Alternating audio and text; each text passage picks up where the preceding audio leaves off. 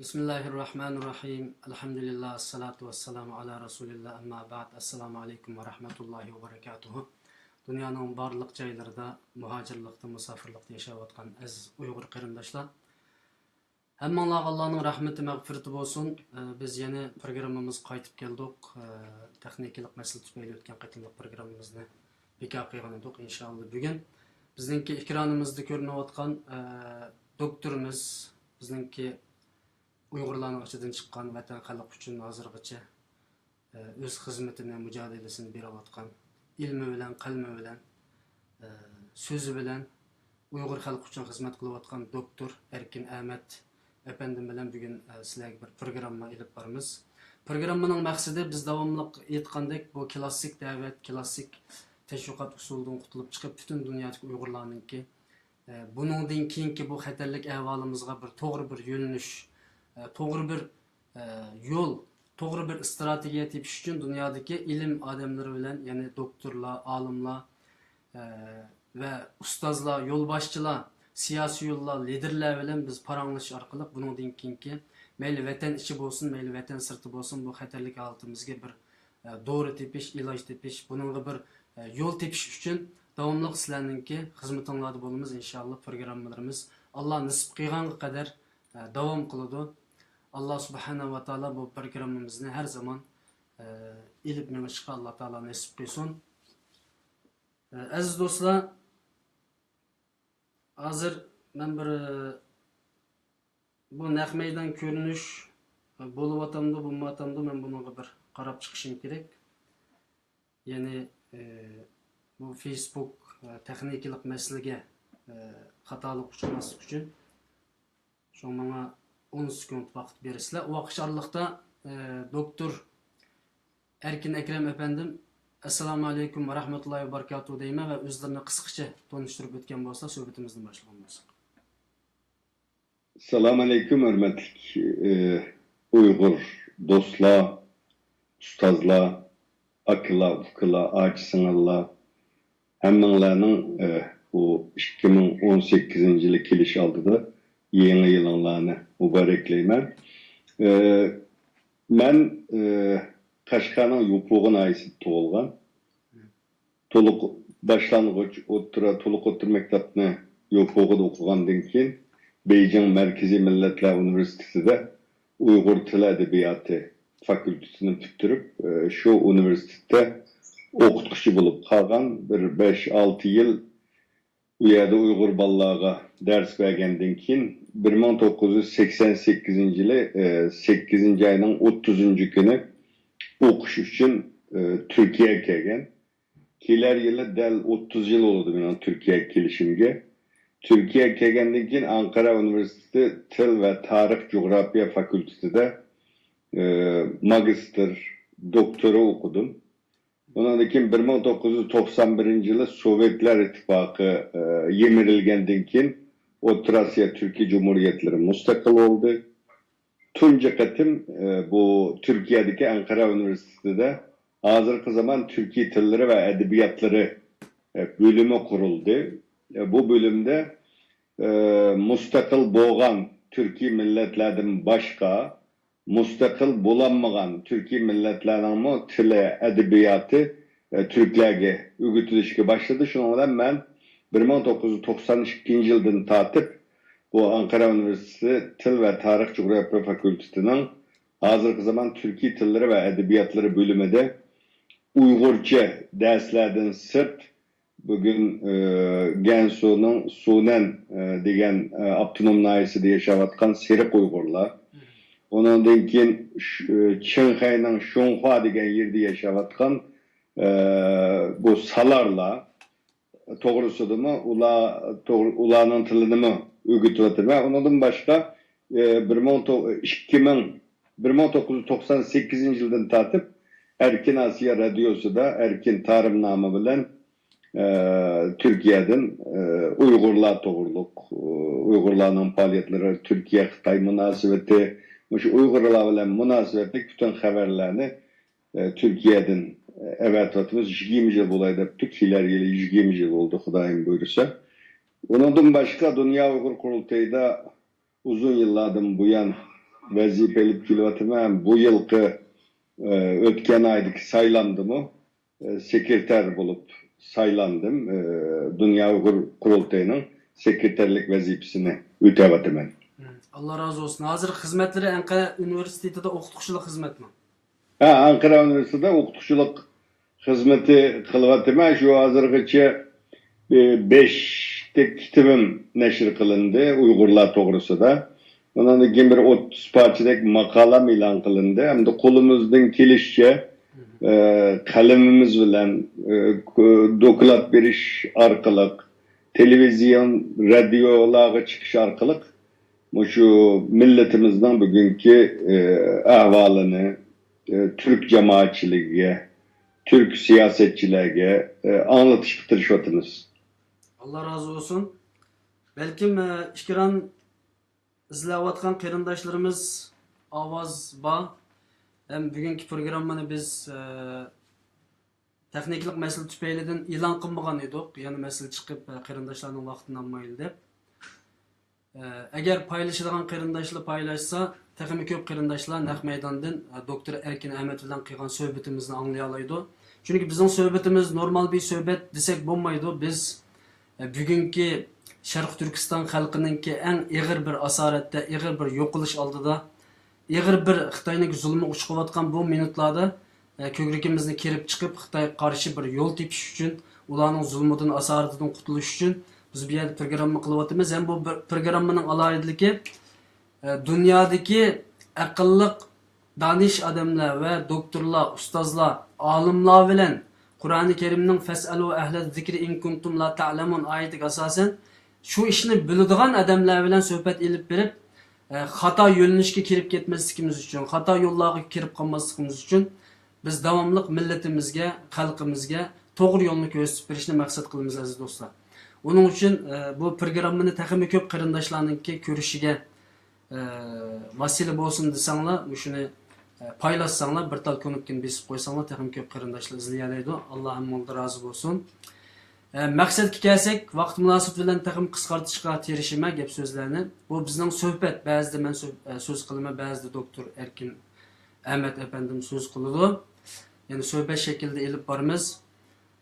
Bugun yani 2010 yıldan burun Xitaydan Şarkı Türkistan'dan çıkış nayet müşkül bir işti. Mesela ben 2000'dan 2005'e 5 yıl pasaport beceriş yol mağdım ve çetelge 5 yılda çıktım. 2010'a nayet ciddi bir halkımız sırtkı çıkanmadı. Şarkı Türkistan'da kapez altıga ekip koydu Xitay. 2010'dan keyin, bo'lab 2011-2012 etrafında Xitay Şarkı Janubiy Asya chegarasini içip, bu yerdagi darvozalarini içip, maxfiy oshkora şekilde Uygurlarni chet elga chiqishga yo'llantirdi va nurg'un qarindoshlarimiz chet elga chiqdi va bu asosliq Uyg'ur muhojirlarningki chiqqan yeri Türkiye, İstanbul qatorliq mishali bo'ldi. Uningdan boshqa davlatlar bo'ldi, Yevropa, Amerika, Mısır veya başka yerler oldu ama asası bugünkü günde Uygurlarning jug'lashgan yeri Türkiye oldu. Türkiye nurg'un Uygurlarni o'z qanot ostiga oldi. Hatta Mısır'dan ibaret en Uygurlar köp yaşayotgan, keyingi zamonlarda ilim merkezi olib turayotgan Mısır'daki Uygurlarni Mısır hükümeti veya şu Sisi hükümeti Mısır'dan qo'g'lab chiqadi ve bu yerda bir nima chiqatdi. Ama bugünkü günde Türkiye'de Uygurlar jug'lashdi desek bo'ladi. Türkiye'deki san yani Orta Asya'nı hesap almağa vaxtıda Türkiye'de jug'landı. Maksat bugün meyli bizden bolsun, meyli başka ustazlardan bolsun, meyli alim, doktor, liderlardan, siyosiyolardan bolsun. Bulardan gangirgan bir millet, nurg'un savollarni so'ratudu, nurg'un yo'l yo'riqlarni so'ratudu. Biz qanday qilamiz deydi. Bizning iqtisodimiz qanday bo'ladi? Bizning dinimiz qanday bo'ladi? Bizning bu Türkiye'deki hayatımız, Avrupa'daki hayatımız, Amerika'daki hayatımız qanday bo'ladi? Bundan keyin biz qanday qilamiz deb savollarni so'ratudu. Bu savollarga javob tepish uchun men shaxsan nurg'un olimlar bilan, doktorlar bilan, professorlar bilan ko'rishgan bo'ldim. Nurg'un qarindoshlarimiz bunga javob qaytuvdi, nurg'un doktorlarimiz javob qaytuvdi ve programma qilishni maqsad qilyapmiz. Bundan keyin Alloh nasib qilsin. Bunun cevabını tepish uchun ular bilan ko'rishimiz. Ama yana nurg'un doktorlar, nurg'un professorlar, nurg'un ustozlar, ya'ni din o'qiganlardan tortib nurg'unlar yo'shirinib oldi, maydonga chiqmadi. Balkim ular bu qiyinchilikdan keyin maydonga chiqishi mumkin. Ammo Alloh insof bersin deymiz. Ular maydonga chiqishlarlikda davomli bu maydonda xizmat qilayotgan sizlardek va yoki boshqa olim ustozlardek qarindoshlar bilan biz bu savolning javobini topamiz. Ya'ni bugun Uyg'urlar Turkiyada yashayotdi. Bugungi suhbatimizning temasi Turkiyada Uyg'urlarning kelajagi. Yashayotdi. Bunga nisbatan nurg'un Uyg'urlar, qarindoshlar, muhojirlar deydiki, biz bu yerda yashayolmadik, iqtisodimiz tuvan va yoki biz bu yerdan ketildi dedi. Bana normalde künde bir iki qarindishimiz Avrupa meselesini so'raydi. Her gün. Bugün kadar yüzlerce insan sordu. Gollandiyaga kelsak olamdı, Avrupa, Amerikaga chiqib kelsak olamdı deydi. Nima uchun desek, dunyoda eng güzel bir devlet var. Dengizlari bo'lgan, daryolari bo'lgan, tog'lari bo'lgan bir davlatdan bu yerlarga qaytib kelasizlar, xuddi bizga o'xshash. Deb ularga bu savolni qaytarib so'rasak, nurg'un qiyinchiliklarni o'ttirg'i qo'ydi. Bu qarindoshlar birdan biz javob berolmaymiz. Faqat bu ishni bilgan insonlardan bunun cevabını so'raymiz. Va yoki to'g'ri bir şekilde ularga yo'l ko'rsatamiz. Bunun ichida o'tgan programmamizda Tayland qandaq bir davlat, Taylandda Uyg'urlar bundan kelajakda qandaq yashaydi yoki turmadigilar qandaq ahvoli bor deb Erkin Akram efendi bilan suhbat qilgandik. Undan keyin Kanada meselesinde, Kanada Uyg'urlar chiqsa bo'lamdi, qandaq yashaydi, nima ish qilish kerak degan masalada Dünya Uyg'ur qurultiyining muhojirlar mas'ul Mehmet To'xta efendim bilan paranlaştık. Hem de sizi bilan bu yerda Türkiye qandaq bir devlet. Bu yerdagi Uyg'urlar qandaq yashayotdi. Yashayotganligini bilamiz, ammo buning mohiyatini ichib berishimiz kerak. Ras shu qiyinchilikdimi emasmiz? Hem Türkiye kelajakda bizga qandaq qaraydi? Buni men birdan sizdan so'rayman. Chunki siz Turkiyada uzun yildan beri yashayotgan odam, Turkiyada bir doktorlik unvonini olgan bir odam ve şu Ali mektepte ders o'tayotgan bir odam, ya'ni ahli zikr bo'lgan bir odam, ya'ni şu ishning ahli. Biz yo'lda qo'y yo'tlab ketayotgan odamdan, qassobdan, gazirchidan mas'ul so'rashga amroq. Hech qanday munosabati yo'q insonlarning. Ammo şu ishning ahlidan biz narsa so'rayolmay bugungacha nurg'un ziyonlarni tortdik. Shuning uchun so'zni men sizlarga beraman. Turkiyadagi Uyg'urlarning noposi ve bu yerdagi Uyg'urlar qaysi yerga taralgan va yoki Uyg'urlar bugun qaysi bir şekilde yashayotdi, buningdan başlasak so'z sizda. Rahmat nayti yaxshi o'ylabsizlar. Bu hakikaten manga davomli telefon qilgan Uyg'urlar bo'ldi. Biz shunda qiyin ahvolda nima qilishimiz lozim? Yevropaga ketishni o'ylaymiz, qanday ketimiz deb so'raydiganlar nayt ko'p. Shunga hamda miyada televizyonimiz orqali hamma kishiga bunda bir javob bersak, ko'p kishiga foydali bo'ldi deb o'ylayman. Bugungi Uyg'urlarningki Turkiyadagi ahvolini anlatishdan burun mush Türkiye'deki Uygur mevcudiyeti, yani Uygurlarning bu yerda mevcut bulup turuşu, Uygurlarning Anatoliyaga kelishi qachon başlagan degan meseleni kıskacha o'tirib qo'yib, undan keyin bugungi kelayli. Endi Anatoliyaga bu yer bilasizlar bugungicha 3 cho'ng madaniyatga sahibxonlik qilgan bir zamin. Endi Yevropa bilan Asiyani bir-biriga tutashtirgan nayt muhim strategiyalik ahamiyati bo'lgan bir jo'grafiya. Bu yerga 1070 yilida Malazgirt urushi deydi. Shu 1070'te Türkler kelib İslamiyetni müşahede yeyip nim qilgan. Undan keyin Selçuklu'dan keyin Osmanlı İmperiyasidan keyin Cumhuriyet kurulgan nayt muhim bir stratejiyalik ahamiyatga ega bir davlat bu yer. Yani tarixdan buyon Uyg'urlar bilan va yoki boshqa millatlarningki kelish markazi yoki aloqa markazi bo'layotgan bir davlat demoqchisiz, shunami? Ovozingiz bor. Ha, şu muhim bir davlat. Bu yerga hamda Uyg'urlarningki tabii nayt 1070'ten tortib Uyg'urlar bu yerga kelgan deyishga bo'ladi, ama biz bugungi Uyg'urlarning ahvolini anlatış için hem de 1949 yıldan keyinki Uygurlarning bir yerga qachon, qanday kelgan, kimlar kelgan, bular hozir qayerlarda yashaydi?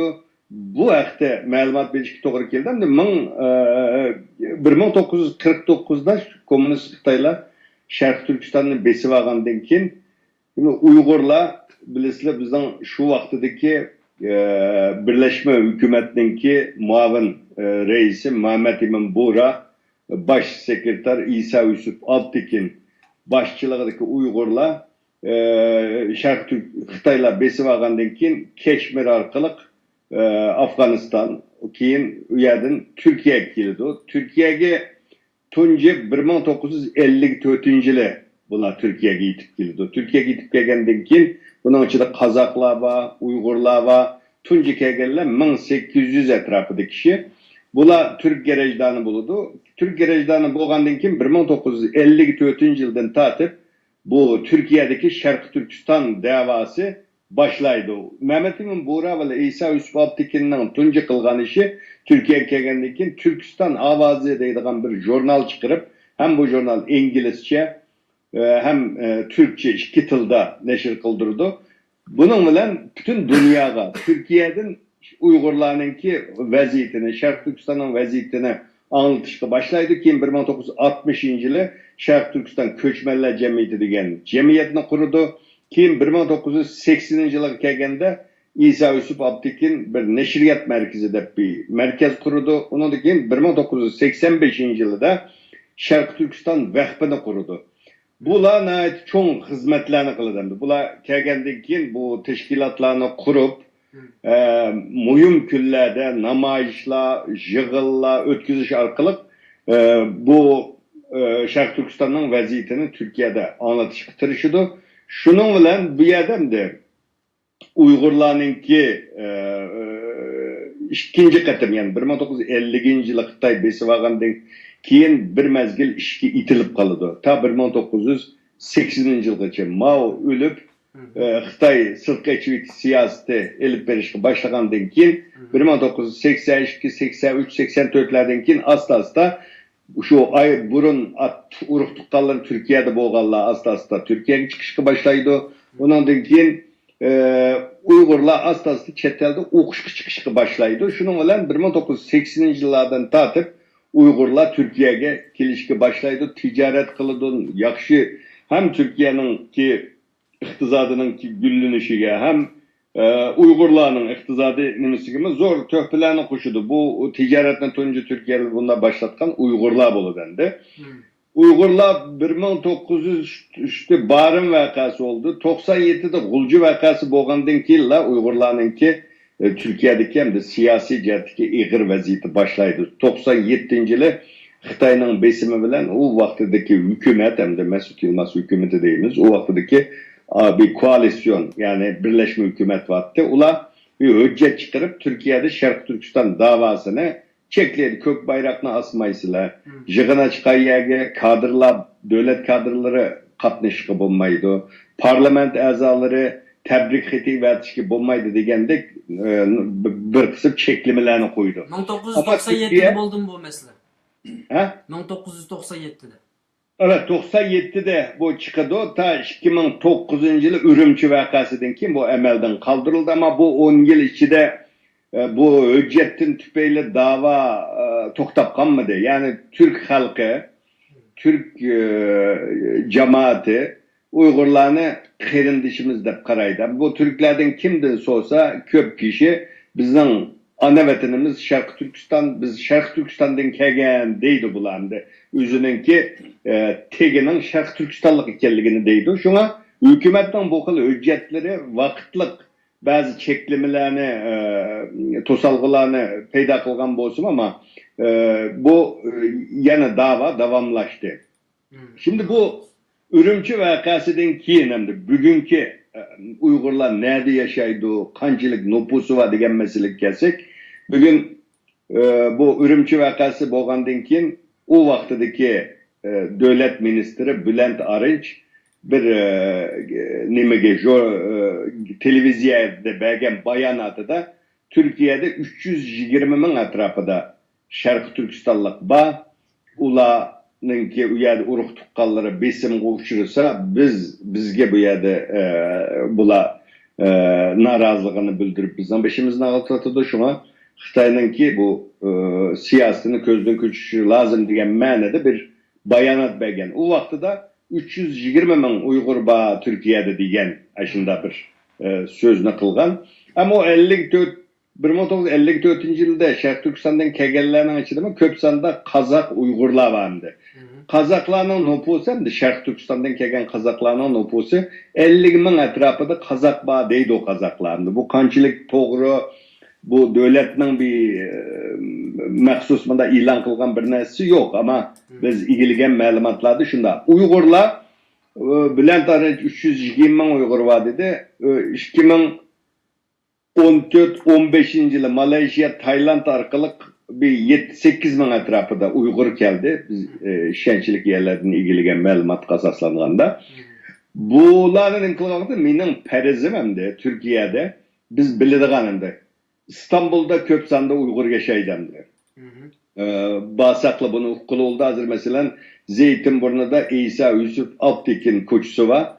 Kitapxonalar var koçu. Ötken nepti takımın İstanbul'daydım. Bir koçudulam 78 Uygur'un dükkan açılıptı.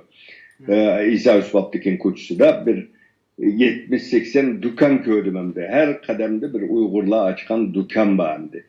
Bu İstanbul en köp Uygur yaşaydığı yerden birisi. İstanbul ondan keyin Kayseri'de hem 1964-yili kelgan 200 aile etrafında bir Uygur. Ular hazır 3. 4. nesilge geldi. Bir mahallede yaşaydı bular. Keyin 2014-2015 bir 100 aile Uygur geldi. Hazır bir Qorojayda devletinin vakit tutmayan bir Qorojayda yaşavatıdı. Onun için Ankara'da bir 70-80 Uygur var. Bu yerde ticaret bulmağa çıkıp bu yerde köprek şu devlet idaresi işleydiğen kadrla bula yaşaydı. Bir 70-80 Uygur var değişik oldu. Onun için İzmir degen şehirde Uygurlar var. Bu keyin kelganlar 2014-2015 kelgan Uygurlar takımı köp rayonlarga tarqalıq Adana'da bir kısmı Adana diye ketipken üyer turvatqa Uygurlar var.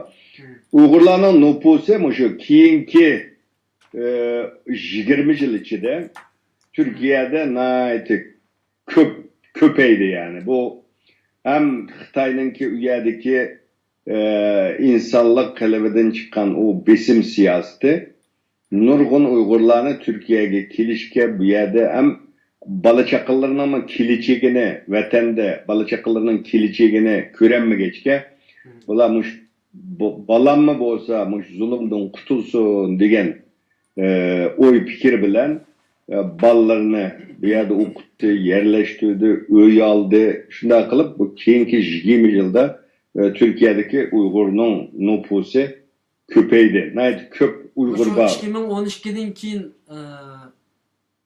Türkiye'ye kelgan Uygurlarning soni qanchalikdir? Şu Malezya, Tayland orqali kelgan Uygurlarning soni 7500 etrafida. Ben egiilgan ma'lumotda, ama uningdan sirt bu resmi Xitoydan pasport elib kelib müşahede bazı yerlerden üyelip yerleşkenler var. Bunların sanını eniqliği olmaydı hazır, bilgili olmaydı. Çünkü bu vakti bir kiliçekte maksus bir makal doktor ilmi bir tekşürüş elip verip bunu bir eniqlap çıkış lazım da oylayma. Bir 10-15 Ürümçi vakasından keyin bir 20-25 bin Uygur geldi de oylayma ben.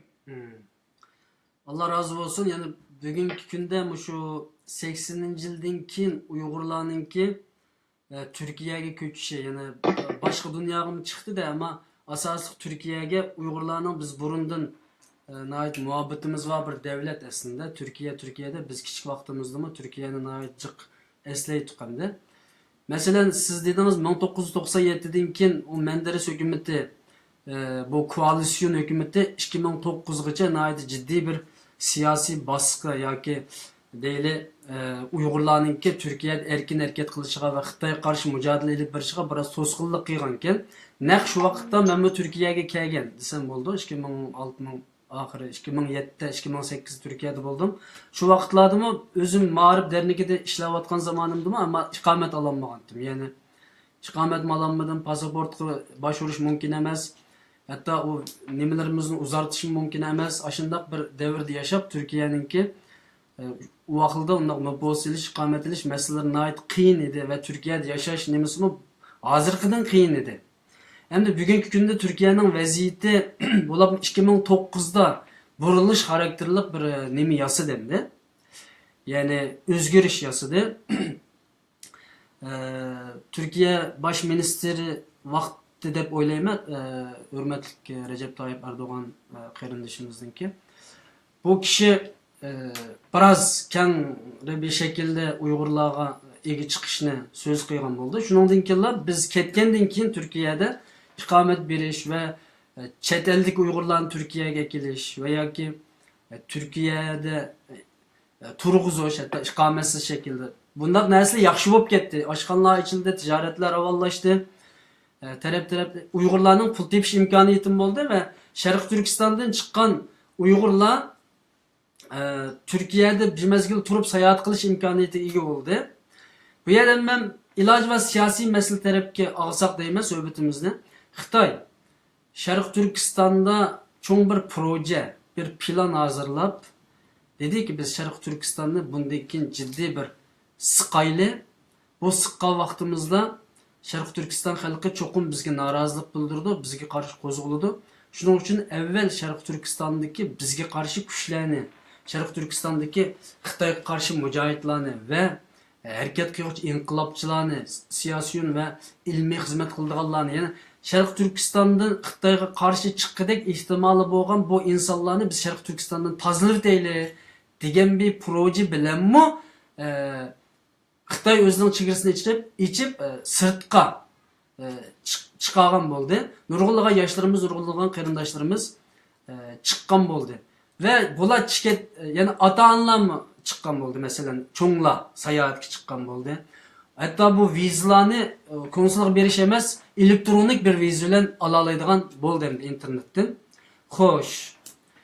Hammalar chiqdiganlar chiqib ketdi. Chiqib ketib, endi Sharq Turkistonda Xitoy mejib. Mesela tünügünki anlagan xabarim qaragan vaqtida Sharq Turkistondagi endi hozir cho'ng masjidlarni qoldirib qo'yib, kichik masjidlarning hammani chapqili turibdi. Burunmi chiqayotgan deydi vallahi, ammo hozir rasmiy umumyuzlik masjidlarimizni yo'qotishga yuzlanibdi. Endi xo'sh. Endi chet elliklarni vatanga kirgizmaslik va telefonmi qilinmaslik. Hatta dunyoda bizdek bir bechora millat yo'q. Hozir ota-onamiz bilan telefonda ham ko'rishamaymiz. Dunyoda hech qanday bir yer yuz bermagan yer sharda. Masalan bir Somaliliklar var yanımızda, Afrikalıklar var, Kabe'de yaşaydıgan. Hatta kamkış öy yok, Latını orap koyup yaşaydıgan bir milletle üyege telefon kılalaydı bugünkü zamanda ama biz kılamayız. Hoş. Sizince Xitoy Sharq Turkiston'daki bu Uygurlarni bu Türkiye tarafga yönlendirişi veya ki chet elga chiqarib o'tishi, shu projening bir qismi ve bugünkü günde Türkiye'deki Uygurlarni vatan bilan aloqasini butunlay üzüp etişi ve vatanga kirgizmasligi. Xitoy shu Sharq Turkistonda zodi shu yo'qtimiz bularni mayli ilmiy jihatdan, mayli kultur jihatdan mutlaq bir projelar yo'qtimiz degan narsaning ishidimi yoki biz buni bilmayotgandik? Ya'ni shu fikrlar qanday, buni qanday qaraysiz? Buni hozir bo'libmi 2012 yıldan tatip bo'lgan bir voqealarga nazar soldigan bo'lsak, şu siz degandek bir hiyla-mikr bormi, Xitoy mushunda bir planni ishlatdimi degan narsa mening kallamdami borchi. Masalan, bu Türkiye bilan Xitoy o'rtasidagi ticari tengponsizlik nihoyat yuqori, uzun yildan buyon bu Türkler 30 milyar dolarlık tek mal aladı. Xitoydan. Türkiye ularga 3 milyar dolarlık yılda mal satıdı. Nihayet cık tengponsizlik var. Bunu Türkiye davamlı Xitayga deydi. Bu tengponsuzlukni tugatmasak bo'lmaydi. Bo'lmaydi degandek keyin Xitay dedi ben sana 1 milyon sayohatchi verdim deb bir zamanlar verdi. O Xitay kemmedi. Hazır Xitay'nınki yılda 350 ming atrofida Xitay Türkiye'ye sayohatchi keladi. Bularning ichida ko'pi Uyg'urdi burun. Şu keyin bu Türkiye bilan bunda bir to'xtamnoma tuzdi. Bu Xitaylarni keldiysak kemmeydi ekan, biz şu Uyg'urlarni bu Türkiye kelishini erkin qo'yib etsek, Türkiye'ye kelse hem Türkiye bilan bo'lgan ticari tengponsuzluğumuz azalsa biraz kelgan sayohatchining soni ko'paysa deb 2012 yılı bir to'xtamnoma tuzdi. Şu Uyg'ur Abdunum rayonundan Türk sayohatchilarni Türkiye kelishiga ruxsat qilish to'g'risida. Ondan keyin her gün bir arif bilen, bazen 2 arif bilen Uygurlar kelishga başladı Türkiye'ye. Bu mesela bularınki sayohatchilarninki pasportu rehberinin qo'lida, aylandırdıgan kişinin qo'lida. Sayohatchilar aylanib ketdi. Bo'lib ham şu yeş çoğun pensiyaga chiqqan kadr ayollar ko'plab keldi. Bular ben üzemmi şahit oldum. Türkiye'ye kelgandan keyin bular ezan sesi anlap köz yeş kılgan Uygur'unu gördüm koçularda. Da o sırttan qarayma sayohatchilarninki yüzüdeki tebessüm, yüzüdeki çirayı kadar kanda özgürlükler buladı da. İstanbul'da bir harbiy müze var. Bu müzenin içinde Hun devleti mezgilden tatip keyin Köktürk devleti, Uygur devleti, ondan keyin Koço İdikut devleti, Karakallı bütün tarihten bugünküçü bo'lgan Türkler qo'ygan devletlerinin nimelerini koydu muzeyde. Belki siz aylangan bo'lishiniz mümkün. Bu yerde Uygur devleti deydigan bir bölümü var.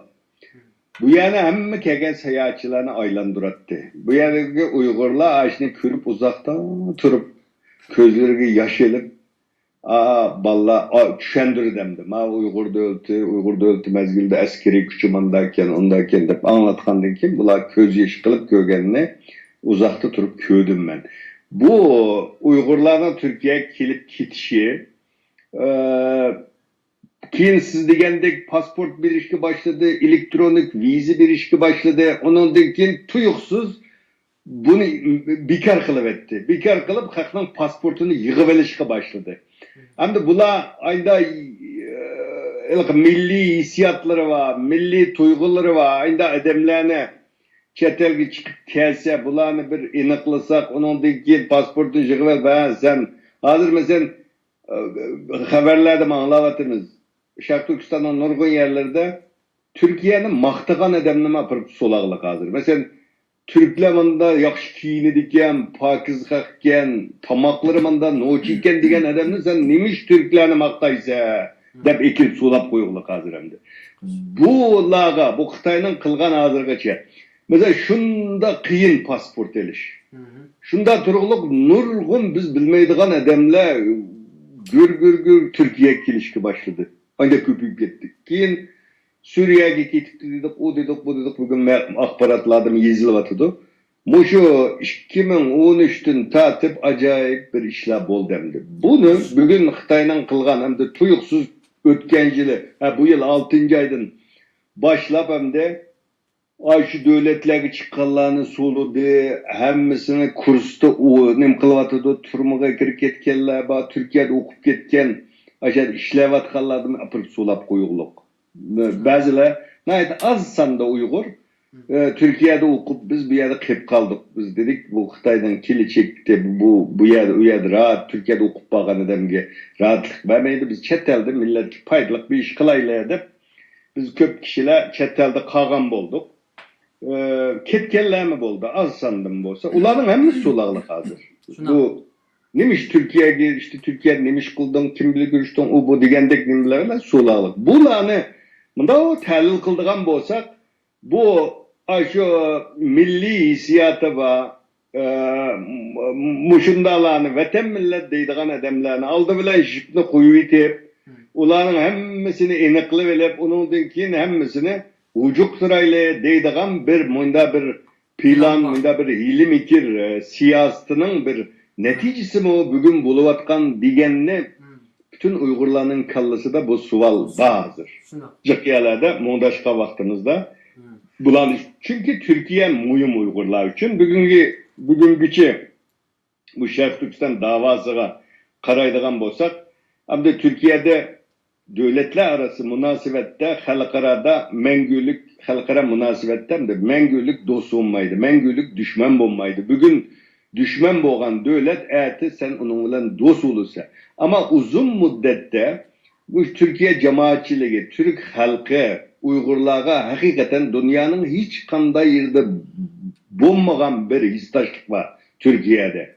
Mesela ben 81 vilayetin köpüge bağdım. En az bir 75'e bağlandım ben hazırgaça. Şu yerde liksiyeler sözledim. Mesela nurgun Türkiye milletler var. Dünyada nurgun biz izlevatkan mezlum milletler var. Ulanı mı konferanslar oldu Türkiye'de? Zallat olmaydı. Mesela bir Şərq Türkistan diye vaktimizde olaydı bir. Başka hiç kanda Türkiye milletke, hiç kanda Müslüman milletke bulmagan bir histaşlık var Türkiye'de. Bu Xitay'ını korktudu. Şuna Türkiye biz için... Şunun için Xitay Türkiye'ni çın tuttu demeksiniz. Yani Türkiye'ni yani bugün şunda güçlü görünüvatkan Xitay Türkiye'ye mesela bu soğudu münasebetler mesela kilerciler mesela neçik günden keyin Türkiye Xitay yili boludu dep bilemem de. Mesela demekçi Uygurlar bilen Türkiye devletinin tarihten tartıp hazırgacha ciddi bir münasebeti var. Uygurlar için mi Türkiye intayın mühim, Türkiye için mi Uygurlar intayın mühim, Xitay için mi Türkiye'deki Uygurlar yani siyasi taraftan olsun, ictimai taraftan olsun yani mühim bir orunda turdu. Dep bunu yekünlesek ben yani bir siyasi bir sual var. O sualını soraştım burun biraz bu stresimizni ketkizish için ben ekranda Türkiye'ninki menzillerini kögeç paranlasak deyim. Hazır bir ictimai sual soraysıldım. Yani çünkü sözlerini kesitip kaldım. Çünkü bunun ayağını bağlayımız Allah kalırsa. Yani bugünkü günde Türkiye'deki Uygurlar kakşağı otadı. Mesela nurgun kayrandaşlarımız Hadize otadı bu turmuşumuz ötmeye otadı bu yerde pul tapmak tesken. Demek rast hem de ben Türkiye'de bir yıldan artık yaşadım. Türkiye'de can bakmak intayın ters bir devlet. Hatta Türk halkının özüme ciddi işlep, cepalık yaşaydıgan bir halk. Yani Uygur halkı Türkiye'ye könenmeye vatamdık, ya ki biz işlemeye vatamdık, ya ki biz bu yerde yaşayamayı vatamdık. Ne için bu Türkiye İğirçılığı. Mesela ben Saudi'deki vaxtıda 2 yıl şu yerde kaldım. Türkiye ketişini şunda oyladım. Çünkü Saudi'de siyasi faaliyet yoktu. Türkiye'ye basaq siyasi faaliyet kıyıl boldu eken dedik ama Türkiye'de qarındaşlarından bergen cevabı ne boldu deseniz dedi ki Türkiye'ye pulsuz keliş kıyamet günü kıyametke imansız berişke okşaşlan bir iş. Bu yak çokum pul ölen kiriş gerek. Bu yerde yaşaş intayın test dedi. Keyingi zamanlarda bağdık. Bu biz işlemeye vatamdık Türkiye'de. Ya ki sadece cenimizden bakanmayvatkanlığımız, bizim oğurluğumuz mu ya bir işini bilmeyevatamdık ya Türkiye cemiyeti sığınmayevatamdık. Şunun için Türkiye'nin ictimai muhitini biraz tesirlep kırındaşlara doğru bir çıkış yolunu göstermek değil mi? Söz sırada Türkiye'nin bir tanıştırsın biraz. Bunun bunda bir sebebi var ki bu diginanlar doğru hem de bu keyinki yıllarda Türkiye'de acayip çınçılık olup gitti. Bunun sebebi şu. Yani burun 80'li yıllarda kelgen Uygurlar ta 2011'gacha bunda çınçılık emasdi Türkiye. 2011'de Suriye'deki içki uruş başlagandan keyin deslap 500 bin dedi, keyin 1 milyon dedi, hazır 3,5 milyon Suriyelik yaşaydı deb ilan kıldı Türkiye. Şimdi bu başka devletlerden Irak, Afganistan, hatta Kamboçya, Sudan degen dünyanın başka uruş buluvatkan devletlerden kelgenine koşkanda aldığınki hepte bu Türkiye'ninki bu bir başminister muavini Hakan Çavuşoğlu degen kişi Türkiye'de 5 milyon musafir bağlığını dep öttü.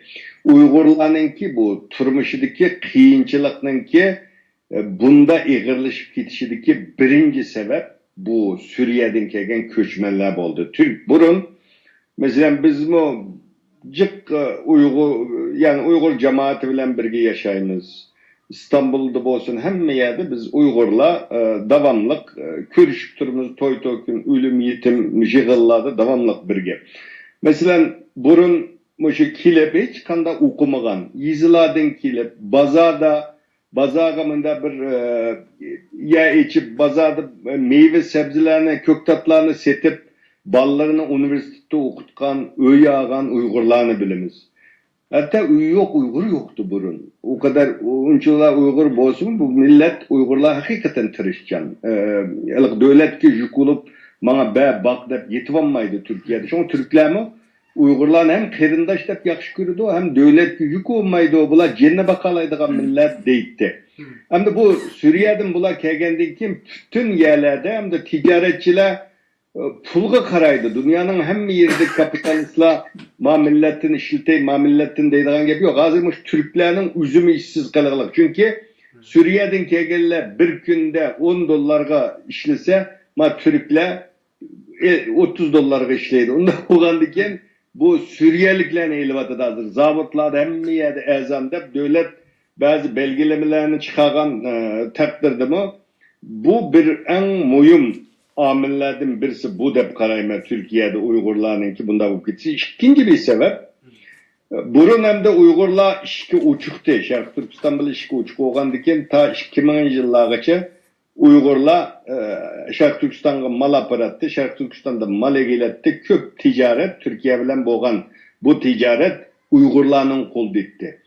Şu vakti de biz dedik 90. yıllarda. Bu bunda kitivermeydi o. Hazır ticaret silahının kullanılarda kiyin Xitay muşluğumu köz dikip Xitay şirketlere kol geçirse silah bika olur silah. Şuna bu Uygurlar holdingleşip şirket gruplarını kurup hemkarlaşıp bazı ticaretlerini Uygurlar kolu elveleşi lazım. Xitay'a bağlanmaydıgan, vatanga bağlanmaydıgan bazı ticaretlerini terakki kıldış lazım Uygurlar. Bu mis kelgüsü de Uygurların kıyın dep biz bunu mu diyen? Kiyin bu Xitay sizge mi ma'lum? Yani Xitay dünyanın hiç kanday yerde bir Uygur'un ki bay olup onun güçlünüşünü halmaydı Xitay. Unda oğan diken bu bulup bulmuş 2000 yıllardan tatip Xitay'nın çoğu şirketleri burun Uygurlarının koldu boğan ticaretlerinin hemmisine o şirketler monopol kılıp Türkiye'ye mal ekirdi. Şunun ile asta bu Uygurlarının ki vatan bilen boğan ticaretimi acizlaştı başladı. Hem de 6. aydan tatip burun Canzımin kelgen vaxtıda Canzımin keynigi silip bana mava Uygur ticaretçiler mi bizdenki Uygurlar mı bizde Uygurlar mı zengin baylarımız var dep ekegen ticaretçilerden tatip hemmisinin soluyutigilik. Bugün 58 karaxaniçi Xitay'nın turmusu da Türkiye bilen ticaret kılganlar. Bunun içinde köpü Uygur. Bular aşağıda dükkan içip siyasetke arlaşsak bulmaydı. Biz ticaret kılamayız dep şu keçip yügen ticaretle kılgan adamlar. Bu katım Xitay'nın peyle yaman hemimiz görüvatımız. Hem de burun bir kısım Uygurlarını bunda kayrıp koyup başkalarını caylaydıgan olsa bugün bütün Uygurlarını Xitay taraftar Uygurlarını solağılık hemmisini bulanın hemmisi Türkiye'deki turmuşunu kıyıllaştırdı. Hem de bu kıyın, pul tepiş kıyın da öydü yazsak bulmaydı. Uygur bakın bugün Türkiye'de 100 binlerce restoran var. Bu restoranda işlevatkan küçükçilerinin ki %80-90'ı Özbekler bugün. Özbekistan'dan kilidi 3 aylık ikamet amma 3 ay turuş hakkı var Özbeklerin ki hemmisi askeri ücret deydi Türkiye'de en az 1450 lira pul alıyordu en az maaş. O mecbur bir iş lazım da bunu. Uygurlar bunu yaratmaydı. Hiç kanday mesela Uygurlar aşkan restoranda Uygur küçükçü yok. Ben soğudum. Uygurların işletsenlememdi. Nurgun işsiz ballava diyecek. Hemmisi hocayım bolsam deydi. Şirket açsam deydi.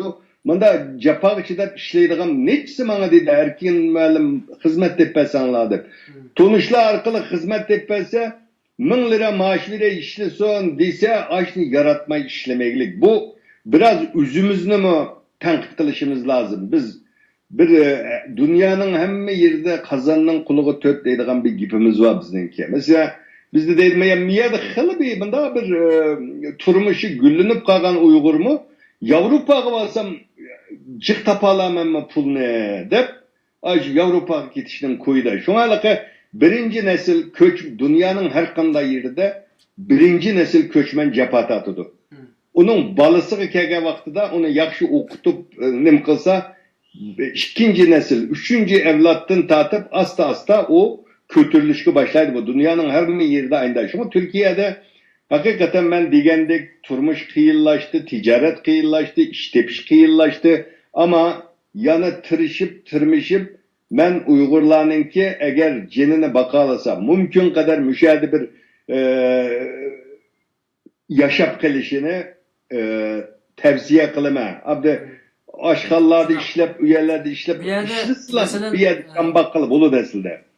Allah razı olsun. Yani abay degan gaplar qirg'an vaqtida, yani Uyg'urlarninki Turkiyaga ko'nash, bu yerda yashash masalasida ben şahsen bunda qaradim. Yani biz biraz Türkler qaraganda o'rin o'xshaymiz deb o'ylab qoldim. Chunki Türkler bak qattiq ishlaydi ekan. Edigini bularni ko'pincha oilalarda Türkler er-ayol ishlaydi ekan va yoki bir oiladan 2-3 kishi ishlaydi ekan. Chunki biz buni aynı zamanda tadqiq qilib baqdik. Nima uchun Turkiyadagi Türkler bunda qimmatchilik bir yerda, bunda jiddiy bir yerda bu jambaqalaydiganda deb qarasak, nurg'un oilalarda bir qancha kishi ishlaydi ekan. Şundan 2 kishi ishlasa 4000 TL'ga ishlaydi ekan, masalan, o'ttir hisob bilan, yoki 5000 TL'ga ishlaydi ekan. Hech bo'lmagan 3000 TL'ga ishlab 1000 TL'sini uy ijorasiga to'lasa, 2000 TL'sini jon beqib ketadi ekan. Faqat hafta oxiri bir kun, bek ishib ketganlar 2 kun dam olaydi ekan. Ammo biz Uyg'urlar aşağıda her gün haftada 5 kun dam olib 2 kun ishlaydi ekanmizda. Yoki bo'lmasa ishlash nimamiz bek tuvan bo'ldi ekan. Bu qatimmi masalan Istanbulga borgan vaqtlarimizda siz degandek oshxonalarga kirsak hep O'zbekning yosh bolaları. Ular bilan paranglashimiz, tamoq yeymiz, qarasak Uyg'ur bolalar yo'q. Bir qatim kirib qarasak ba'zida bor, ba'zida yo'q. Masalan, nim bo'ldi, chiqib ketdi. Demak, biz endi bu bir shaxsiy fikr. Uyg'urlar Turklar qaraganda jiq japoliq ishlayolmaydigan bir millat o'xshaydi degan bu fikrga odamni haqiqatan ekib qo'ydi. O'tgan qatim bir hamshirimiz menga savol yozibdi. Mushu va'z tabliğda bizning dinimiz insonlarni dunyoni obod qilishga, oxiratlikni bir qo'lida, dunyolikni bir qo'lda tutishga chaqirdi. Mush erlarimizga bir nasihat qilib qo'ygan bo'lsa, bu erlarimiz ishlamay yetib bordi. Hatto bizni shu tozliq bu ba'zi ishlarga silib, o'zi ishlamay shu ili Zeytinburunda, ili Ümnüynü'de, ili Sapaköy'de mushtaq cho'gilib yurib, mushtaq qiyinchilik bo'lib ketyapmiz deb arz qilgan hamshirlarimiz bo'ldi. Demak, bu yerdan gapni xulosalab etsak, Uyg'urlar Turkiyada yashash imkoniyatimiz bor. Boshqa millatmi yashaydi.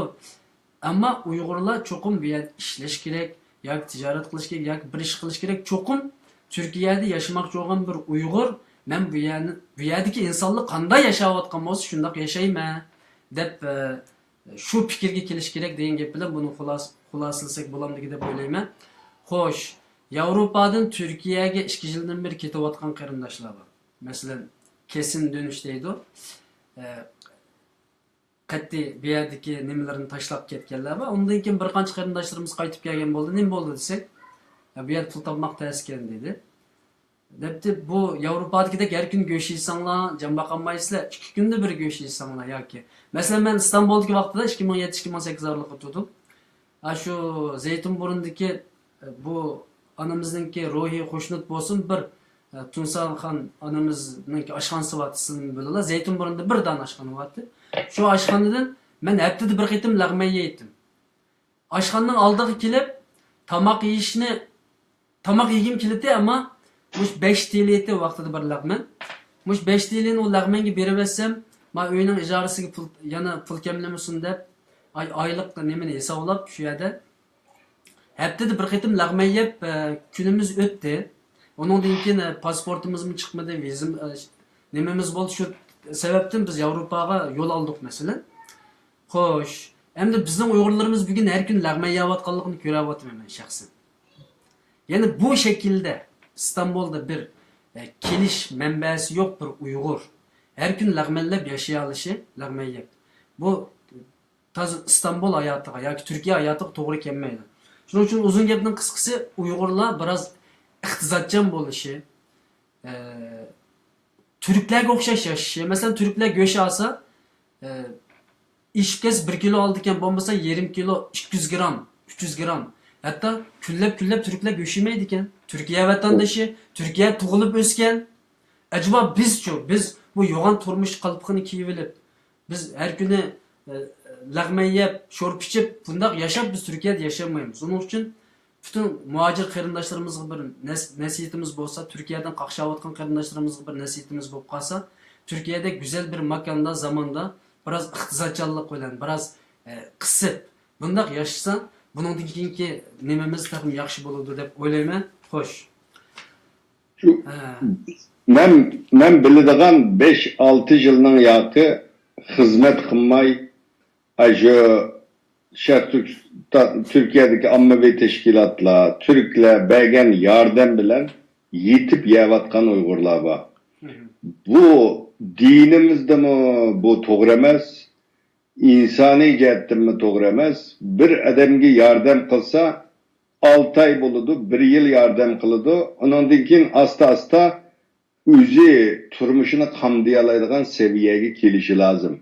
Ben bizden Uygurlar kallamizni silkib etib, mesela biz burun kelgan Uygurlar hozir yaxshi yashayotgan Uygurlarninki o'tmishiga qaraydigan bo'lsam, mesela biz o'quvchi vaqtimizda o'qish pulimiz yetmaydi. Yetmagandan keyin biz yotgan yotoqdan maktabgacha menib boratdik. Menib borsam, avtobusga bergan pulim bilan bir non olsam, akşam bir tuxumdan bir şeyini qo'rib yesem, ondan keyin dersimni tekrarlasam, acayip qiyin turmuşlarni beşimizden köçürüp bugünkü muşu rahat turmuşqa Türkler bilan o'xshash bir turmush seviyesiga, bilim seviyesiga manda ulaştık. Şuna bizden Uygur yaşlar da manda bir anvarken ben chet elga keldim.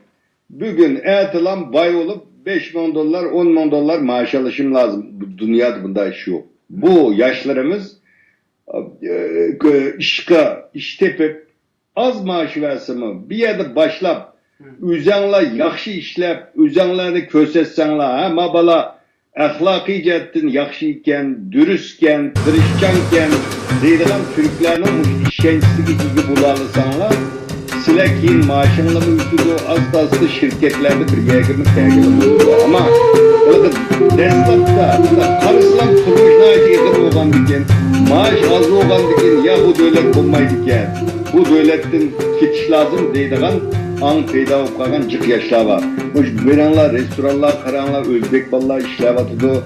Mesela bir kımmet telefonu işletmesenler, ezan telefonu işletenler, deslap bir ticab pulunu bir üzerlerine turmuşuna kamdaydıgan boğandın keyin, ondan keyin yaxshi ondan keyin turmuşda erişkili bo'ladi. Hem de bu Avrupa, Kanada, başka devletlerden kilovatkanlığımı benim bir tavsiyem. Elbette biz Türkiye'ye Uygurlarının köplep kilişini, bu ya da Uygur cemaatinin köpüşünü halayız ama kilişten burun Türkiye'deki mesela kelsek mağrip seviyesi kandarak, ballarımızla kandar yerlerde okutalayımız, mektaplar pulluk mu, emes mi, yaxşı mektapta okusak, kanda mektapta okusak, neydi? Yaxşı Türkiye'nin cemiyetini tekşürüp, ahvalını obdan igellep boğandın keyin onun için Türkiye kelişini tavsiye kılım ben. Cık dostlar, mesela Türkler bir ballarımızı yaxşı okutayla, İngilizce öğüteyle, nem kılayla da Kanada'ya, Avustralya'ya beriş için nurgun pul hecleydi. Bizdenkiler ayadın kiliglik, Müslüman devleti geçsek, ballarımızı Müslüman kılsak. Ama ben oylayman de o Avrupa'da 4 milyon Türk var, yüz binlerce cami var, mescit var. Mesela Asya'da mı ballarını bir takvadar kılıp yetiştirgili buludu deyip oylayman ben eğer ata-analarning Türk cemaati bilan yakınım. Şu onun için biz şu keyinki neslini bekrek oylashimiz lazım. Ballarımızdan ballarına bu devlette kelgüsüde kanda bir istikbal var mı bu ballarga degan bunu yaxshi o'ylab undan keyin qaror berishini tavsiya qilaman. Albatta hammadamning qaysi davlatda yashash, yashamaslik o o'zimizning erkinligi. Ama bununla karar bergen vaqtimizda yaxshi o'ylashimiz lozim deb o'ylayman. Allah razı olsun. Yani bugünkü Türkiye'deki qarindoshlarımızın qiyinchilik meselesinde bo'lib Mısır'dan yetkelgen qarindoshlarımızga Avrupa, Amerika ve başka devletlerden yani bütün dünyadan ciddi bir qo'zg'alish olib bir iqtisodlar bilan nurg'un qarindoshlarimizni Mısır'da yetkib oldik ve vaqtliq ularninki uy ijara bu va kaza ishlarida yardım qilgan bo'ldi. Allah razı olsun. Ama bunu siz degandek yo'lini bilish meselesi biraz ig'ir olib davomli shu hatta hozir Türkiye'de 5 tane fondu var. 5 fond var. İqtisodli nima qilayotgan tashkilotlar. Avrupa'dan 2 yildan beri ketayotgan fondlar, ketayotgan pullar var. İqtisodlar zat ularga ketyotdi. Ama bu yerda bir yo'lini bilish meselesi. Nima uchun bu Erkin efendim doktor bu ve bu tecelli qarindoshimiz bu iqtisodning gapini jiqqiladigan deb qolmasin qarindoshlar. Yani bugünkü İstanbul'daki yoki deyli şu Türkiye'de qarindoshlarımızın asosliq nimasi shu nim bo'layotdi yani iqtisodiy masala bo'ladi. Shuning uchun biz buningda biroz vaqtni buningga o'zgartib qoldik. Bu suhbatni mishag için qilsak iqtisodiy masalani oyog'ida men bir so'z qaytib qo'ysam 2007-yili men İstanbul'da bir qarindoshimizninki uyiga kirdim. Uyiga kirsam qarindoshimizning uyida nim bor ekan. Muncha bor ekan. Muncha hamma uyda bor normalda. Ama juyindikan munchada juyinmaydi ekan. Bir dasqa suv ilib, shu dasdagi suvga kichik bir qochini tiqib, shu nimada qildi ekan. Chunki buni men so'rab qoldim bir kuni. Qarasam beshini juvdi. Mayan tarafda jumak va ammo beshini tiqsili bo'ladi suvga. Ammo qarindoshimiz qochiq suvni ilib, qochidan suvga beshiga ilib quyib suvni. Quyibdi bu nima siz jinonli qiynaysizlar. Munch tursa yoki jumakka beshingni sepli qochish suvni ichibla sharildatib yusanglar bo'lmamdi desam, bu İstanbul'da biz suvni bu şekilde ishlasak bo'lmaydi. Biz tejashlik nima qilmasak bo'lmaydi deb ash qarindoshimiz munch tursa suvni dasga olib turib, dasdan qochig'i suvni olib turib, beshiga quyib turib bu şekilde suvga tushdi ekan. Ya'ni xulosa İstanbul'da, Türkiye'de yaşamak olan qarindoshlar çokum ciddi bir şekilde bedxej bo'lmasligi, iqtisodchan bo'lishi, isrof deganni zoti qat'iy isrof qilishga yo'l qo'ymaslik kerak degan bu nasihatni beramiz qarindoshlarga ve çokum ishlash kerak. Ya'ni Qur'oni Karimda Allah subhanahu va taolo Hudning 61-oyatida Allah sizlarni zaminni gullantirishni talab qildi degan shuningga moyil bir oyat bor. Zaminni gullantirish uchun biz ishlashimiz kerak. Ya'ni biz har vaqt yani Resulullah sallallohu alayhi vasallamning bu hayoti qarasak davomli harakat qilgan, ish qilgan, hatto ko'chalarda o'tirib qolgan sahobalarni yoki jim turib qolganlarni Resulullah yoqtirmagan, hatto salom qilmagan. Yani demek o'rinliqdan qutulishimiz kerak degan so'z bilan bu ijtimoiy bu masalani hal qilishga bir Allah qalbimizda, fikrimizda, niyetimizde men Türkiye'de yaşayotgan bir Uyg'ur çokum ishlashim kerak, çokum isrof qilmasligim kerak, çokum 5 TL hajlaydigan yer 2 TL hajlashim kerak ve bu yerda kelajakda uzun muddat yashab ketishim uchun men hozirdan tortib buni qadam tashlashim kerak deganni çokum o'ylash kerak deb o'ylaymiz inshaalloh. Sizga bir siyosiy bir masala to'xtalsam. Yani bu tecelli efendi yani bu meselede bir nersini koşup koymakçı ben bu Türkiye'den de bu bizim Uygurlar birbirinden mesleğ soraydıgan burun kelgen Uygurlarga bir mesleğ sorap nime kılama deydigan manda adetimiz yok. Hemmimiz men bilime deydigan manda bir karakterimiz varken bizim micazimiz varken şuna bizim Uygurlar İstanbul'da turmayız. Çokum İstanbul'da yaşayımız da turlanması lazım. İstanbul'da en azan öyünün icaresi bugün 1500 lira. 1500 lira bekçik pul. Türkiye'de bir devlet kadrının maaşı 2000 lira. 1500 liranın öy icaresi verse o 500 liraya tok, su yetmeydi. Şuna Türkiye'de İstanbul'a bardıgan kadrlar mecburi hizmetki devlet ivetkendek ivetedi. Çok acayip işlevatkan doktorlar, müellimler, baldurak bir 5 yıl işlep İstanbul'dan başka küçücük şehirge gidip şu yerde yaşasam deydigan Türkler var. Şuna bizim Uygurlarga menenki nasihatim İstanbul dep esilevanmay. Türkiye erkin devlet. Pul tapsanlar halıga vaktida İstanbul'a verip uyalalayızlar. Ankara'da yaşayalayızlar. Xitay'daki emez bu erkin devlet. Nerede kalırsanız şu yerde işleyelayızlar. Şuna iqtisadi kıyınçılığınla hel oğuçu boğan vakit içinde küçücük nahiye, vilayetlerge berip, küçücük şehirlerge berip ve azarrak öğünü tutup bir yerden bir iş tepip üzerlerini biraz işlerini oңşuvagandan keyin, iqtisadi jihatdan biraz yaxşılangandan keyin, onundan keyin İstanbul'a kessenlermi buludu. Şuna bunda meselelerde mesela bizni izdenler, yol kökteyle, Uygurlarning jıqı bulungda Uygurdan keçip jürüp ayında perişan yügeller var. Nurgun Uygurlar var. Çünkü ben bu Facebook'ta görüp atkanlar şunu demekçi ben. Küçük şehirler gidenler, küçük şehirlerde yaşap keyin İstanbul'a gelenler. Başka vilayetler siliştiği vaxtıda mesela qaysi vilayetler Uygurlarnınki mesela İstanbul'dan kessen boldu. Bu yerde bir kıyınçılık varken, kımmetçilikken diye Uygurlar'a nispeten qaysi vilayetler biraz mas keladi bunu tepsil. Mesela ben bildiğim Uygurlar var mesela Karabük deydiğim bir yer var mesela o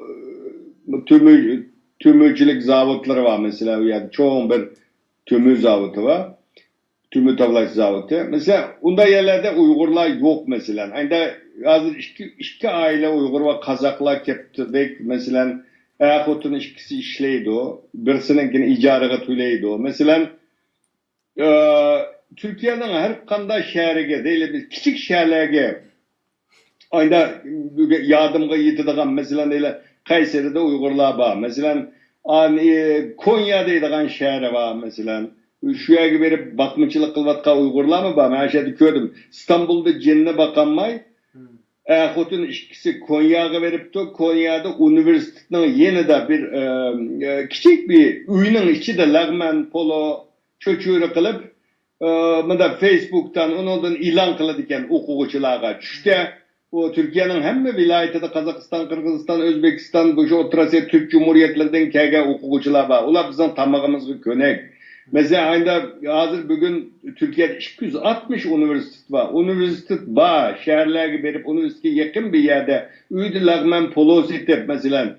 Şu mektepteki balları okuturup her günü düşte 50-60 kişiye aynı nima alıdiken, buyurutudiken tamakını düşte kılıp teyya kıptırdiken okuyucular kelip yapla çıkitidiken o hıla turmuşu da kötürülüp kaptı. Ben bulanı anladım, köydüm. Mesela Türkiye'nin cık yerlerinde aynı bağan Uygurlar var. İstanbul'da yetivermey. Buna her hıl yollarını izlep. Yani bir gap var yani adamın yadığı kemmegen, aklıga kemmegen nurgun işler var. Bir işlerini çıkarıp kılgılı oldu. Şu Uygurlar Türkiye'nin 81 vilayeti var. Hem de şerq tarafta Diyarbakır, Urfa o taraflar biraz kıyın. Ya biraz kalaymakan yerler. Ama başka şehirlerde Gaziantep'teyli, onun dışında Kahramanmaraş, onun dışında Yozgat, Amasya, Samsun deydiğin şehirleri var. Aşında yerlerde ammavi teşkilatlar var. Bizni yaxşı bildiğin, bizni yaxşı gördüğün. Şularını izlep mesela ben Şarkı Türkistanlık, mesela bir Türk ocaklarına bağırsa yardım kılıdı. Ülke ocaklarına bağırsa yardım kılıdı. Hemmisi bizni bildi. Akka ben bunda kıyın evvalda bana bir hizmet tepkiren dese Türkler tepkirilik. Aynı cık bilimiz biz aynı yerlerge evet tuk. Ular yardım kıldı. Aldı bilen öy icaresini verip durdu ki hizmet tepkirdi. Onun için öy icaresini toktattı. Demek çoğallarım şu biraz kıyınçılık tıkagan kıyırındaşlarımız başka vilayetlerin izlenip yakış gerek hatta başka teşkilat. Bu Türklerden bir alaylığı varken bu burundan başkalarına yardım kılıp köngen bir xalqken bu. Şu qanday yerge barsa mesela bu Avrupa'da başında biz Avrupa'da Uygurlar asasen Türklerle aralışımız Türkler bilen ciddi maslahat qilishimiz, jiqishlarga yordamchi bo'ldikan, Turkiyada qarindoshlar bu ishlarda biraz aktiv bo'lsa, mesela başka yerga berib hemen şu yerdeki teşkilatlar bilen bir alakalaşsa çokum bununki çıkış yolu var demekçisiler şuna mı? Çıkış yolu var. Biz Sılımı depöktanla ama Türkler bir işini ügengen millet. Biz Uygurlar el işini ügengen, bir işini ügenmegen millet. Bomuz mesela Uygurlar özara hemkarlaşsak, küçük olsak, nem kısak çık meselelerini hal kılgılı buldu. Ama bunun her nurgun sebepleri var. Uygurlar birbirinden kaçıklık, nurgun yerlerde Uygurlar var, ve kıyın yaşavatkallar var, yakşı nem kılgılı. Bula, ayda mesela bizni izlesin, telefon kılsın, biz yol gökteyle hakiki kıyınçılığı varlar. Bazılar pulu turup pulum yok deydiğallahına bağ, yaman yalgan cıkken bizdenki milletimizde. Bu neymi kılsa bu meselelerini hal kılgılı buldu. Türkiye'de ciddi kıyınçılık var hazır. Ben bilmem onu. Uygurların havalı nayet kıyın. Bunlar yolda cıkı pullarını da tatkuzup koygan, pulunu yokutup koygan. Bu Türkiye, bu hemiz İstanbul'da turvelalık. İstanbul dünyanın en kıymet şehri. Onun için ben başka şehirlerime izdin pekişini tavsiye kılamam. Bir şeyde bir qo'shimcha bir narsa nima qilsak bugungi Turkiya TV'sidagi Uyg'ur tashkilotlar buningda bir rol o'ynayalamdi Uyg'urlarninki boshqa yerga berib masalan deyli bir Uyg'ur qiyinchilikda qoldi deyli Yevropada qarindoshlar shu yanchiqimiz filmimiz orqali yordam qilib kelyapmiz bugungacha ammo Turkiyadagi tashkilotdagi Uyg'urlar shu qiyinchilikda qolgan qarindishimizga darhol Konya deymiz Kastamonu demdik Samsun deb shu yerdagi ülke uçakları veya başka teşkilatlara telefon kılıp müşteri bir kırınışımız var basak şuna bir öy veya ki iş ayarlap şuları belgilep kıyıl bolam deb teşkilatlarının qanday rolu var. Ya ki sizler mesela Dünya Uygur Kurultayı'nın sekreteri Dünya Uygur Kurultayı Türkiye'deki Uygur kıyınçılık kalgan Uygurlarga nispeten bundan keyingi bir proje muşundaq meselelerge qanday bir yardım var bu to'g'risida qisqacha so'zlagan bo'lsin. Bunda gap hazırgıça Türkiye'deki şu Şarkı Türkistan ammavi teşkilatları olsun bu işini kılıvatıdı, kıldı. Ama bir ketimdilam 10 bin adam kelgenden keyin bu teşkilatlarning gücü yetmeydiğen bir vaziyet oturuğa çıktı. Burun mesela az kiletti 100 adam, 50 adam bir yerden kip kaptı dese ulanı el kılış asandı. Bir doğdulam 2014-15'te bu nurgun adam kip ketkendikin bu kıyıllaştı. Hazırgıça mesela ben nurgun bu mesela her bir vilayette bir anda ülke ocakları ya Türk ocakları degen teşkilatını izlep basa ben Şarkı Türkistan'la bana yardım kılanlar dep basa Türkiye'de kimni tonuysa, kaysi teşkilatını tonuysa deydi, soraydılar. Soğandan keyin ya Kayseri'deki teşkilatların ismini verirdi, ya İstanbul'daki teşkilatların ismini verirdi, ya menin ismini verirdi, şahsiyeler mesela bu konu okutuşunu ben tonuyum dese, biz kefil olumuz deyimiz ki, ma kardeşimiz Şarkı Türkistanlık, ras Uygur bu, bununla Allah rızası için yardım kılanlar dedik, yardım kıldı. Hazırgıçı bunu kıldık, kılvatımız, cık ballarına aynı bana telefon kılganlarga aynı vakitlik yardım kılganlarım boldu mesela o cık vilayetlerde aynı yardım kılgan. Ama bunu planlık programlık şekilde eğer ballar izlese ular da o ne demiş giymederinin tızımlığını turgulsa onun digin ulanı manda bir ademimiz var nem kılsak yardım kılalamsın dese yardım kılıdı o nimeden Suriye'den kelgen yüz netçe balı Kastamonu'da hazır Kastamonu Üniversitesi'de de üniversitede bir okutkucu bana telefon kıldı. Bunda 150'lik okutkucu var mı yerde kira icarısını tüleyenmeklik ahvalına ait yardım kılalamızla depti. Ben dedim bizden teşkilatlarının iqtisadi ahvalımız ait naçar. Biz yani nurgumunda yardım kılıvatkan nimeler var. Biz yardım kılanmayız ama silah Allah rızası için bula Şarkı Türkistan'ın vaziyeti ucunda kıyın. Bularga bir yardım kolanını uzatsanlar desek uzatılıp yani siz hozir bunu... so'zlarda Suriyadan kelgan deb o'tib ketdilar. Misrdan kelganmi, Suriyadan kelganmi? Misrdan xato debsiz. Ya'ni Suriyadan kelgan bolalarning o'rlashganlari bormi? Misrdan kelgan bolalardan bir xilijik bola ma bu Kastamonu degan yerdagi universitetga o'rlashtirdi ularni. O maktabdanki. Nimalarcha bu yerda maktabning müdürlerining cho'ng huquqlidir Türkiye'de. Eğer o mektapның müdürü bizden davanı biladigan biraz milliyetçi, biraz dindar, biraz işte Şarkı Türkistan davasını bildiğin manda müdürler olsa yardım kılıvatıdı. Ayşe Üniversitesi'ne kılıcık okuyucularını uğurlaştırdı hazır. Hazır mesela Türkiye'de mındak bir mesele var. Mesela Uygurlar hem de aynı zamanda 60. yıllardan keyin chiqqan Uygurlar keyin Qaysariga o'rlashgan Uygurlar bir mahalle qilib mesela İstanbul'da Qozoqlarninki nimasi ta'siri nihoyat ig'ir, ya'ni cho'ng. Ularninki cho'ng zavodlari bo'lgan, yerlari bo'lgan, uylari bo'lgan degandek, ammo Uyg'urlarning biroz tuvanimdi. Ya'ni biz mahallilashga e'tibor bermagan Qaysariyadagi mahallilashishdan keyin bular bu qitim biroz mahallilashmaya boshladi. Hamda bugungi hozirgi vaqtda Uyg'urlarning bir mahallilashish, bir elib shu yerga jug'lashish, mayli yizlarda bo'lsin, mayli jiroqroq bir noilaga chiqib, shu yerda yerlashish ehtimolimiz bormi Turkiyada? Bu ılgı bununla xili uzun bo'ldi, bunun yol menanliq. Hazır qanday bo'lib ketdi, ondan taza yaxshi xabarim yo'q. Qaysarida, o Qaysardagi Sharq Turkiston Ma'rif ve Sharq Turkiston Medeniyet ve Hemkarlık Teşkilatı bu Seyit Tümtürk efendi bu memcik birge bağlan ministerin ayınaga cık yolmangan hatta yerlerini mi köketken manda Türkiye'nin manda bir kanunu varken şimdi bu kanunga düşmedi dedi o vaxtıda o vaxtıda xili taraf ilgirilep bu Türkiye'de hazırgıça bu kara keçililer dedi ama Türklerin kavimleri var. Türkmenlerin ki küçük boyları, kavimleri var. Bularına da nerede yazı olsa şu yere atulaklarla verip çidirini koyup kurup aşağıda yaşayıp bular. Bu Türkiye bir kanun çıkarıp bularını yerleştiriş kanunu çıkarırken buları yizi kurup diken. Biz dedik ki muşnunga okşaş Uygurların bir yizi çıkarıp bir kanun çıkarıp bunda bir yizi kurup ese dep şu vaxtıda Seyit Tümtürk mürcik adamlarla görüşken ben bir bağım.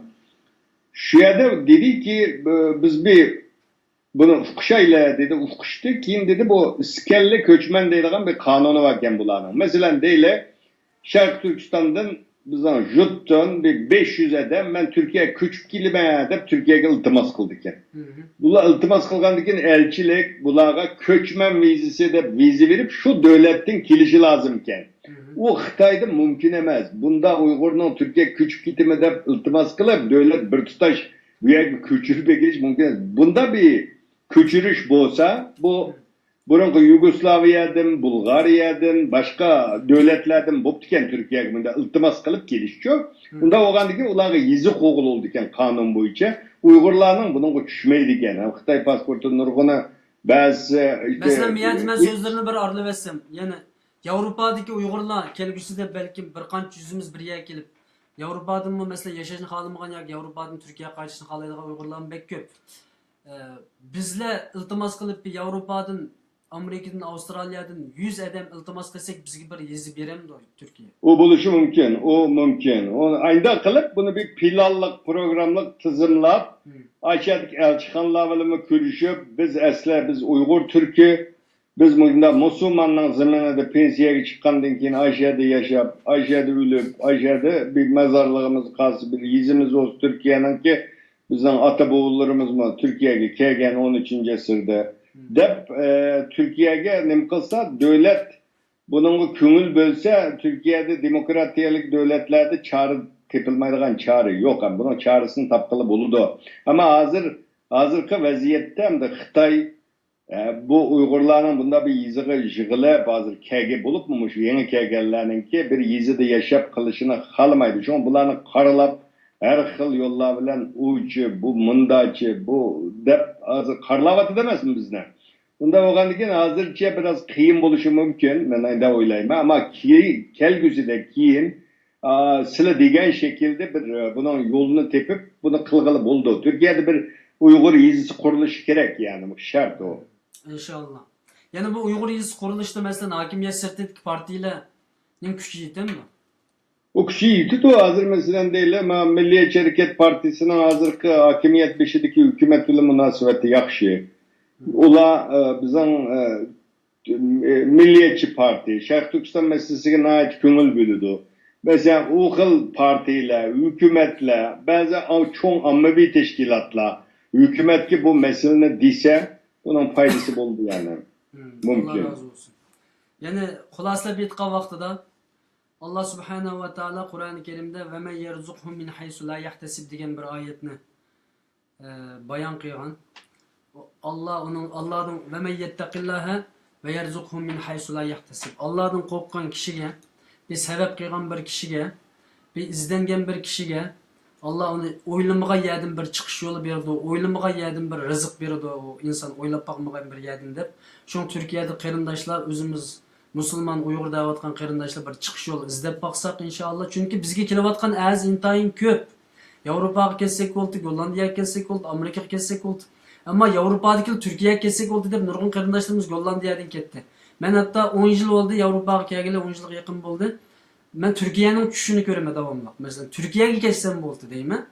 Ama yani şu qarindoshlarimiz bir Türkiye'nin özde izlenip baksa yani Avrupa'nın izlenişten mi siret Türkiye'nin başka vilayetlerinin izlenip baksa başka teşkilatlarga başvurup baksa ular müracaat kılıp baksa inşallah her yerden rızık bergücü Allah çokum Türkiye'de turuş imkaniyetimiz takım bol. Türkiye mence siz mi köp yerlerge beripsiz, dünyanın köp yerlerini aylandınız.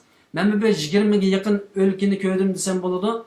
Türkiye dünya boyunca en güzel, en Müslüman, yani en Müslüman dediğimiz halk Müslüman, her yerde ezan avaz yangrap durduğun. En mühim yeri Türkiye, erkanda bir yerge berip tilimizni uqtira alaydigan. Mesela ma chet elde bek test, Avrupa'da, Amerika'da dijelik basak temtirep qolamiz.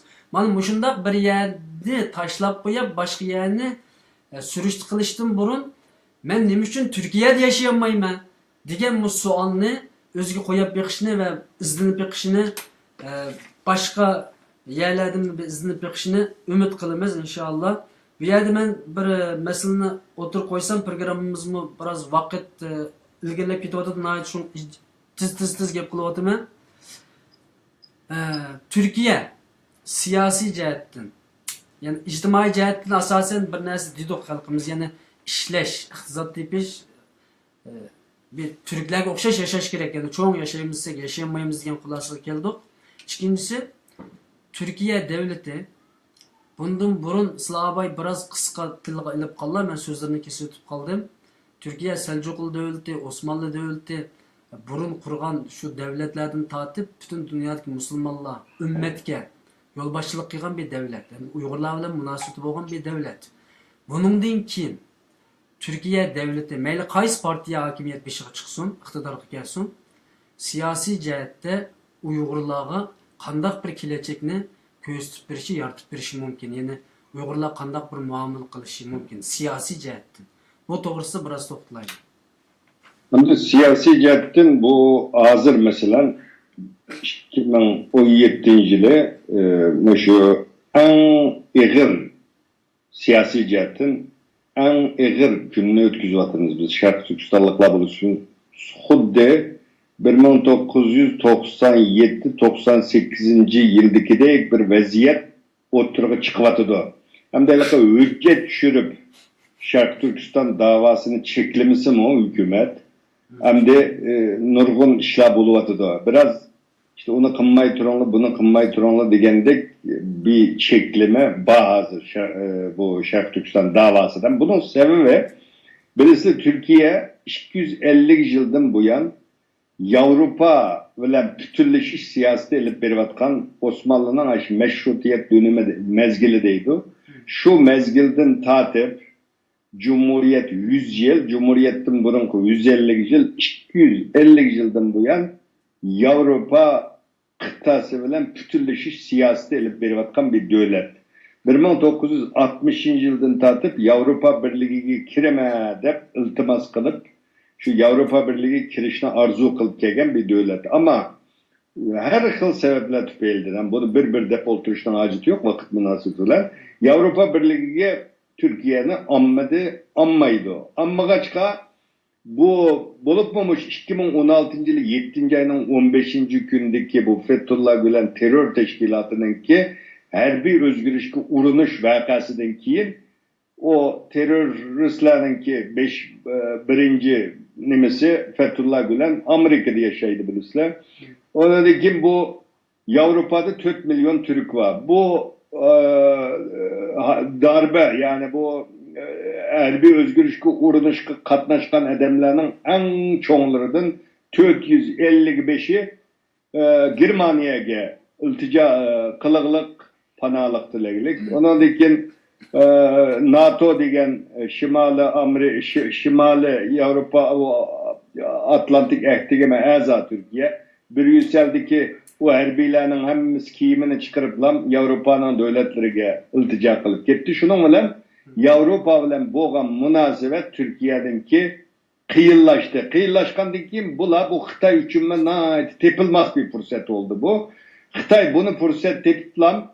Avrupa bilen aram bozulsa ben iqtisadi icattin, teknik icattin ben sana yardım kılama. Depem Türkiye'nin ticaretinin %60'ı Amerika, Avrupa devletleri bilen.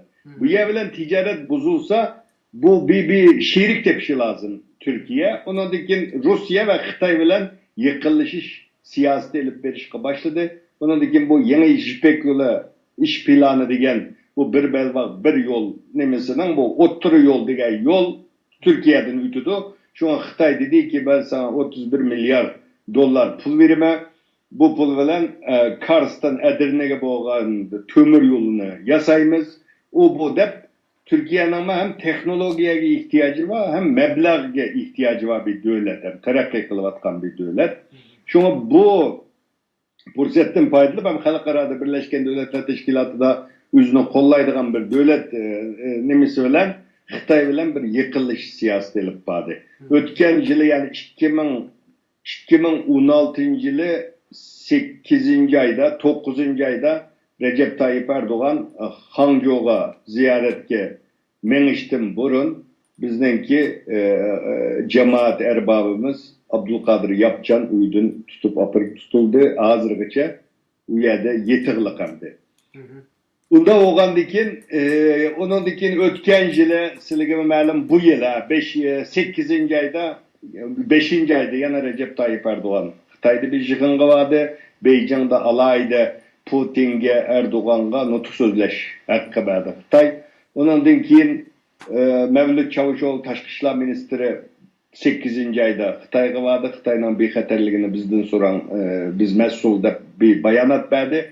Şunun bilen bu Xitay'la Türkiye'de biz sana menfaat birimiz sen degen bazı iqtisadi, ticari bazı demelerini biz sana birimiz degen söz verdiler bilen bu Şarkı Türkistan meselesine biraz ne koydum. Tünügün Türkiye tarihinde bu bakmagan bir işte bu. Tünügün bu Xitay'ın Komünist Parti'nin 19. nöbetlik kurultayının ruhunu yetkizmiş yığın ötküzüldü bu Adalet ve Terakkiyat Partisi'nin merkezinde. Ama bu ben 30 yılına yak Türkiye'de yaşavatım ben bunda iş bu bakmagan. Hem Türkiye'nin halkaradaki bu kıyın vaziyeti Türkiye'de mecbur bu Xitay ile yıkılış yapıldı. Ama ben bunun Uygurlarının pek korkup gitişi gerek yok da oylayma. Çünkü bu halkara münasebette o mengülük dost, mengülük düşman bulmaydı. Xitay bilen tuncu katım 2009 yılı Erdoğan Xitay'na qattiq tanqid qilgan. Xitay Uygurlarga ırkı kırgınçılık elip berivatıdı degan gapni qilib Uygurlarning ko'nglini ag'anti. Hamda bugungi kunda bunda bir vaziyat o'ttirib chiqib qoldi ama bu uzun sürmeydi deb o'ylayman. Çünkü Xitay nurg'un shartlarni o'ttirib qo'yuqliq. Hozir temir yo'lni yasaymiz ama işçini mene gilime, onun etçimin işçini. Ondan keyin seminutni men qo'yimim yada. Temir yo'lning raylarini mene gilip salım. Hemmisi mendim bo'ladi degandikin, men Türkiye'ye iqtisodiy menfaat, katma değerdeydi. Bular mesela bir iqtisodiy menfaat elip kelmese, işsizlik, bazı cihetlerden Türkiye'nin iqtisodiy yardımı bulmasa, Türkiye bunu unumaydı. Hazır muzakere devamlaşıvatıdı. Bunun boğunu yok. Şu anda bu vaziyet hazır biraz çatak, iğremdi. Bunda bir vaziyette Türkiye demokratiyelik bir devlet. Bizni hiç kim tosuvalanmaydı. Biz Türkiye'deki bütün vilayetlerde halkka yani Şark Türkistan'da Xitay elip berivatkan bu besim siyasetini, bu Adem Kalebe'den çıkan bu siyasetini Türk cemaatçiliği anlatıp, cemaat fikri toplap, bu faaliyette davamlaştırsak, bu cemaatin hükümetki boğan besimi peyda olur. Yani bu demokratik devlette hükümetle saylanbılı kegen boğaçka bu bir rayımı mühimçi hamdi. Bula ve halkının rayını yokutup koyuşuna halamaydı. Şuna bir taraftan Xitay bilen yakınlaşsa hazır hükümet, bir taraftan Uygurlarga uzun müddetlik ikamet beriş, ondan keyin Mısırdan kelgan o'quvchilarni qabul qilish degandek ba'zi narsalar bilan Uyg'urlarning ko'nglini ilyapti bir tarafdan. Bir tarafdan Xitoyning ko'nglini olsa, bir tarafdan Uyg'ur qarindoshlarining ko'nglini ilib, manda bir siyaset ilib beryapti. Bu qanchalik Şunda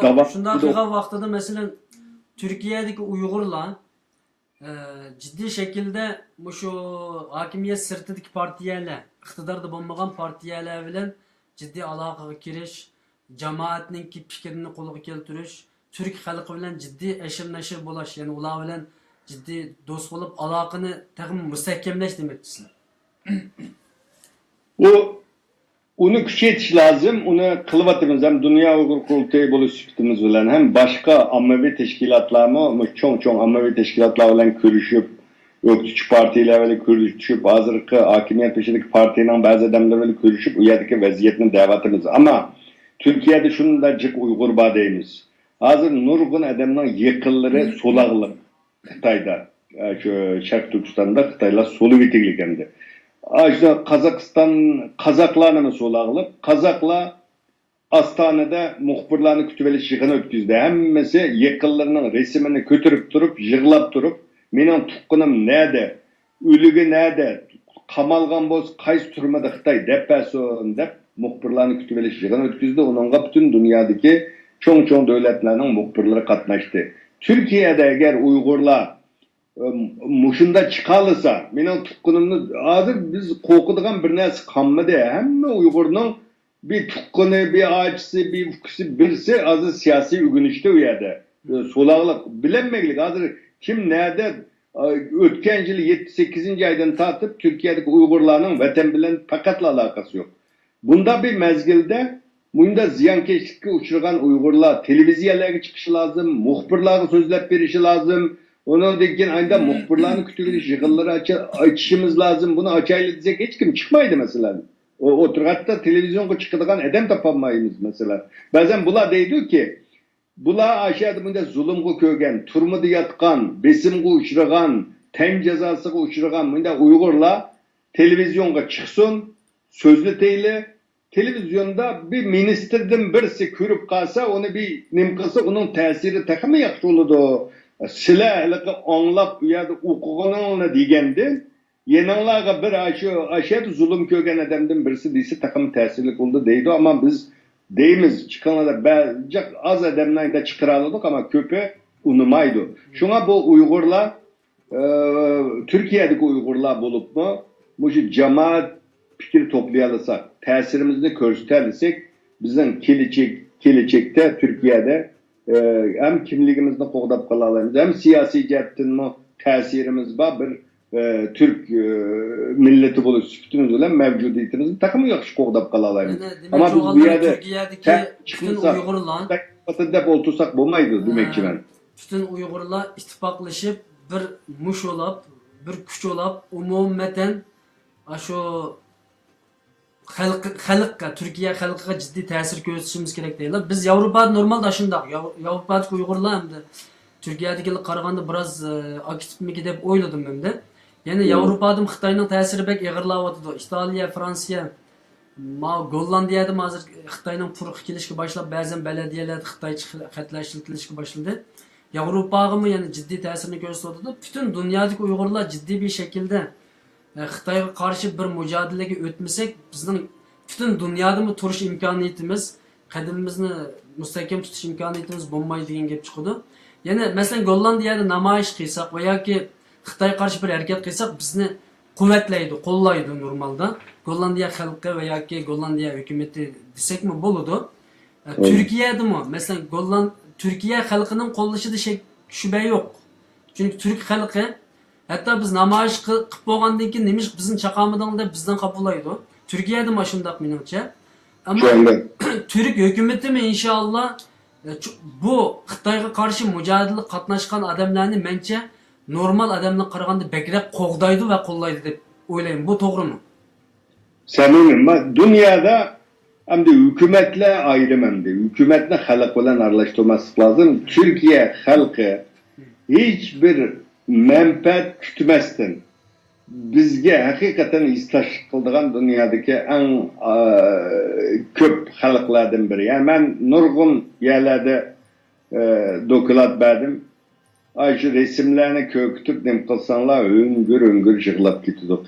Biz nima kılıp bereleymiz? Biz Allah dua ettigen namazımızda, akşam namazımızda, cumada jığlap durup dua kılamadaydı. Her namazımda şu Şarkı Türkistan'daki kerindaşlarım için dua kılamadaydı. Nima kılıp bereleyim ben dep jığlap sılını hakikaten çın konudan kucaklaydı.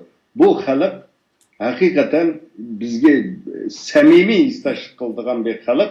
Onun için Türkiye'ni düşünmegen cık kişiler bazen işte Facebook'ta, içtimai taratkularda, makallarda yazıda ya Türkiye unda ya Türkiye bunda demesligimiz lazım. Türkiye hükümet başka, halk başka, devlet başka ma devlet. Abi Xitay'da olsa Komünist Parti ten Xitay devleti. Xitay devleti Komünist Partisi demek. Türkiye'de onda emez. Hükümetlerinin siyaseti Ma Parti çıksa Xitay bilen bazı vakitte yakınlaşırdı, jirikleşirdi, okuldu, bukuldu ama Türkiye'nin devletinin Şarkı Türkistanlıktan hakikaten mezlum, izilgen, biçare halk dep karaydı. Bugün mesela şu Suriye'deki vakalar çıkkandan keyin nurgun Özbek, Çeçen, başka Türkiye milletlerinin közünün yeşili karamasından kaytırıp itilgen adamlar boldu, anladık. Ama Uygurlardan takı bir mi kişini kaytırıp vermedi. Şuna bizden Türkiye'deki kişilerine dikkat kılışımız lazım.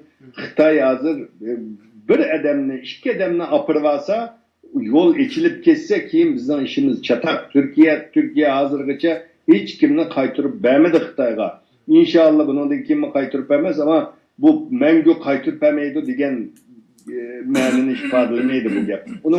Onun için biz dikkat kılışımız lazım, biz doğru yolda menişimiz lazım, davamızı doğru anlatışımız lazım. Türkiye'deki Uygurlar bu katı dikkat kılışımız lazım.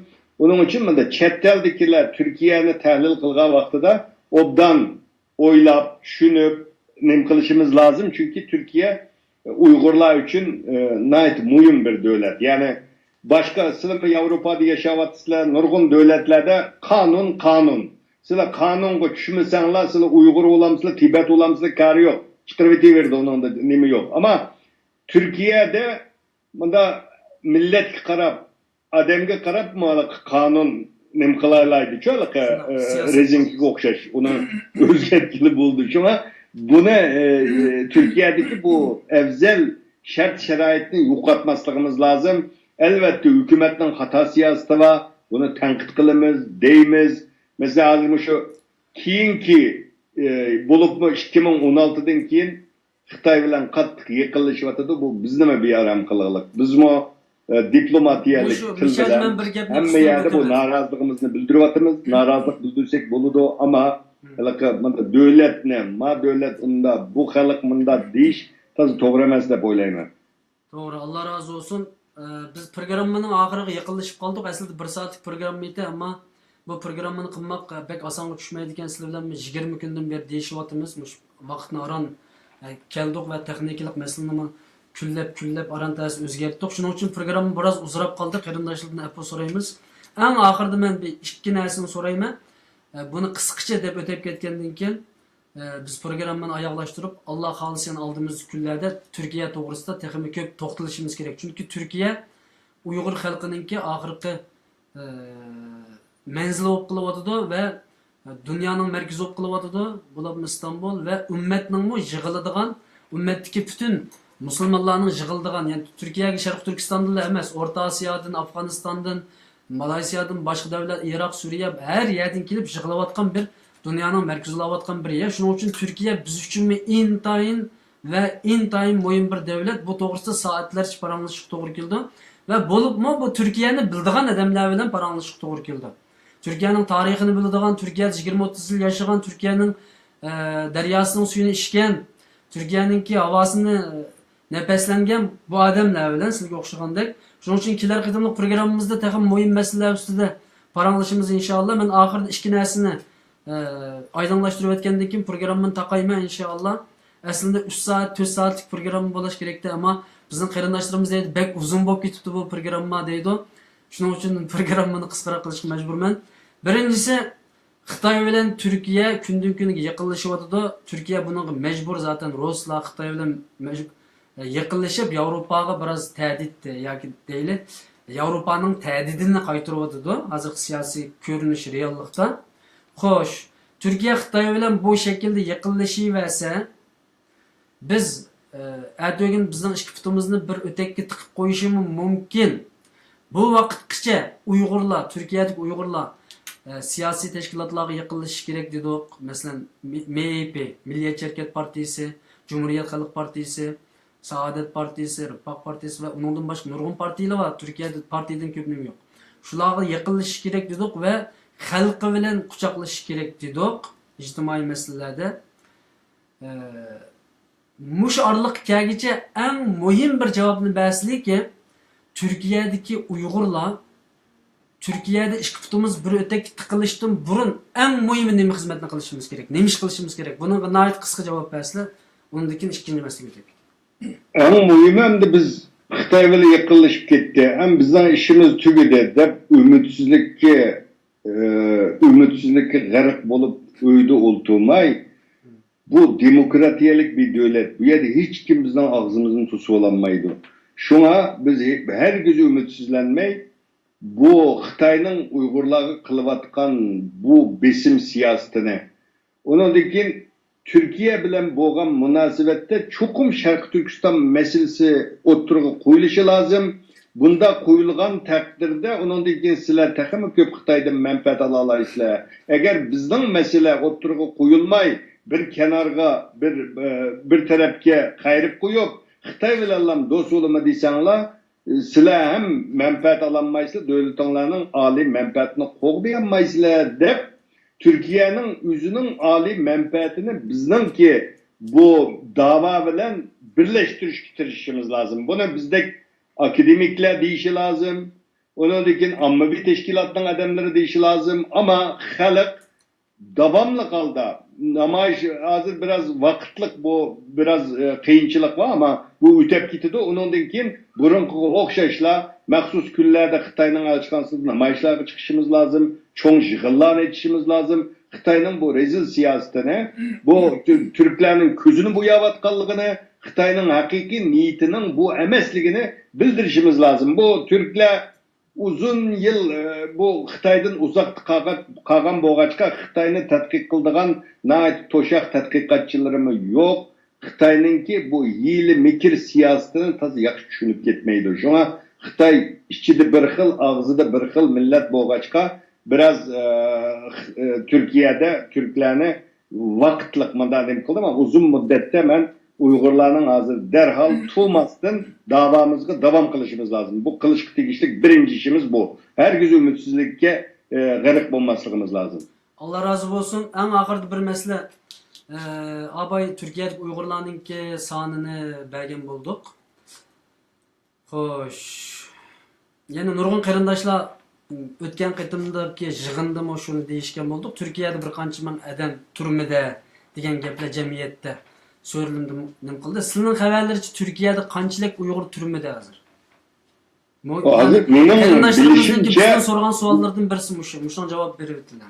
Mening bilishimcha hozir bu dastlabda jiq so'lidi degandek bir 1200-1500 atrofida odam o'tgan yil yangi yildan keyin jiq odam so'landi.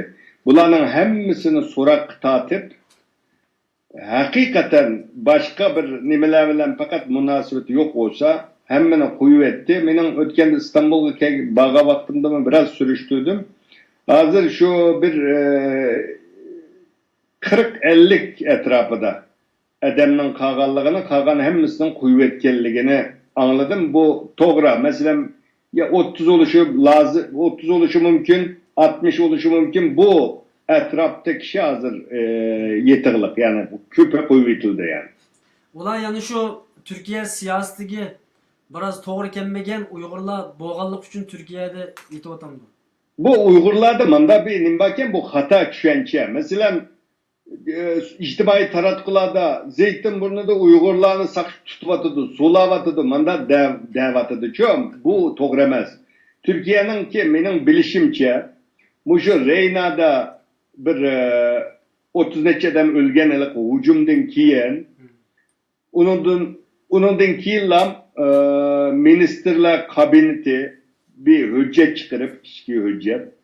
Muş çetelden, Orta Asya, Türkiye Cumhuriyetleri, Afganistan, Pakistan, Kamboçya, Malezya degen bu bütün dünyadaki Müslüman devletlerin Türkiye'ye kelgenlerini ikamet bilen turvatkan yaki başka maksat bilen turvatkanlarının hemmisini bir jığıp bularını tazılaş hakkında bir hüccet çıkarıptı da şu hüccetin ruhuya asasen bu Uygurlarını ekirip kompütürünü, yanfonunu tekşirip hakikaten Suriye'deki bazı terör teşkilatı ile münasebeti yok olsa bunu kuvvetiş eğer boğallarını cezalaştırdığı ama hüccet boğaşka bularını bunda tazılavadıdı. Nurgun başka milletlerini çıkarıvetti ama Uygurlardan takı Xitay kaytırıp verilge yok. Yani birem de mesela ötken ben İstanbul'a bağa baktım hem yer tekşir vatıdı ama yeni yıl yakınlaştı. Bütün yollarda sakçı o Uygur olamdı, Kazak olamdı, Kırgız nime millet olsun koçudun ötken adamın hemmisini tok tutup onun yançığına aktırıp mangız atıdı. Bu devletin bexaterlik için elip verilatkan bir neyse bunu Uygurlarga kartamanda kılvatıdı da ictimai taratqularda tarqıtılvatıdı bu toğru emez. Bu Uygurlar Türkiye... bundan keyin şu siyasi meselede bexaterligiga qaysi şekilde diqqat qilish kerak? Bu so'zlarni olgandan keyin programmani oyoqlashtirsak. Bexaterlik ya bizning Uygurlar qaranglar bu biz yizida yaşamaymiz. Çoğun bir şehirde yaşavatımız. İstanbul 16 milyon nüfusu var. Bütün dünyanın milleti var bir çoğun şehir. Kullanlarda, yançığınlarda çokum sizlerinin kim ikenliginlerini ispatlaydıgan bir kimlik buluşu lazım. Ama bu kimlik geliş meselesi qiyinchilik chiqayotganligini bilamiz de. Yok, kimlik hazır küpünün kimliği var. Devlet belgen bir nesi var. Kolda bir kağıt oluşu lazım. Yani o pasport oluşu lazım. Ya ki pasport olmasa çigirdin kirge vaktinde kolda bir kağıt. Nurgunu ikametim işitip gittim hâlem. Yançığımda işimem yok. Ötkende mesela meyade Recep Tayyip Erdoğan nutuk sözleydiğen çoğun bir jığın içildi Ankara'da. Uygurlarga vakaleten 16 edem kepti. 16 edem bula Recep Tayyip Erdoğan'ın nutkunu anlıqılı kege Uygurlar. İşkidin kirdiğen vaxtıda bulanın kolda kinişki oluşu lazım. Bu adamlar 5-6 yıl boğan Türkiye kegeli adamlarına var bunun içinde. Kani kinişki andesi jitip gitti edebilir. Yani İstanbul'dan Ankara'ya kegece yançıqda hiç kimi yok mangan Uygur köp. Bunda kılsanlar ikili sulap koydu. Sıla Uygur mu kimi karı yok. Bu devlette çokum yançığınlarda bir kimlik buluş lazım. Çokum ikamet ilanla, ikamet iltimas kılanla, ikamet iltimas kılan vaxtıda bir kağıt verirdi. O kağıtını köpeytip bir nuskusuna öyde koyup bir nuskusunu çokum yançığınlarda toşuşanlar lazım. Bunda tutulup kağa Uygurlar ne edecek? Ya uyda koyup yastıktan astığı tıkıp koyup tinişkisini koçudu menip jürvatka Uygurlar var. Onundaki onu sakşı tekşüge bakıp kimliğin nerede yok degenliğin apırıp sulap koyup. Bunun da dikkat kılışını tavsiye kılımı. Allah razı olsun. Sözlesek aslında gapimiz intayın köp. Ama vakit bir yer berip kaldı. 1 saatlik programı 1 saat 45 minut kıladı. İnşallah aldığımız günlerde texmi tepsili yani Türkiye'deki Uygurlar qandaq hüner qilimiz, qandaq kesip qilimiz, qandaq ticaret qilimiz, qandaq ishlaymiz degan masalalarda undan keyin boshqa viloyatlar qandaq taqilimiz yoki qandaq mahallelashimiz va yoki qaysi shaklda Turkiyada yaşaş imkoniyatimizni taqim puxtalaymiz degan masalalar, uningdan keyin siyosiy faoliyatlarni qaysi shaklda olib boramiz, uningdan keyin zodi butun dunyodagi Uyg'urlarningki Turkiya munosabati. Zaten bütün dünyadaki Uyg'urlar Turkiyaga boramiz ta'til qilsak, har yili bir qancha qatim berib sayohat qilib kelamiz yoki qarindoshlar bilan ko'rishib kelamiz degandek, mush masalada intayin tafsiliy jihatda, uningdan keyin akademik shaklda Turkiyaning tarixi, bugungi Uyg'urlarga tutgan pozitsiyasi, bugungi va atigi pozitsiyalar to'g'risida inshaalloh davomli suhbat olib boramiz. Sizlar bilan vaqt jihati kelishib inshaalloh. Bugun programmamiz mishada oyoqlasa, oxirgi so'zlar bo'lsa oson bo'ladi. Bo'lmasa programmani oyoqlashtirsan bo'ldi.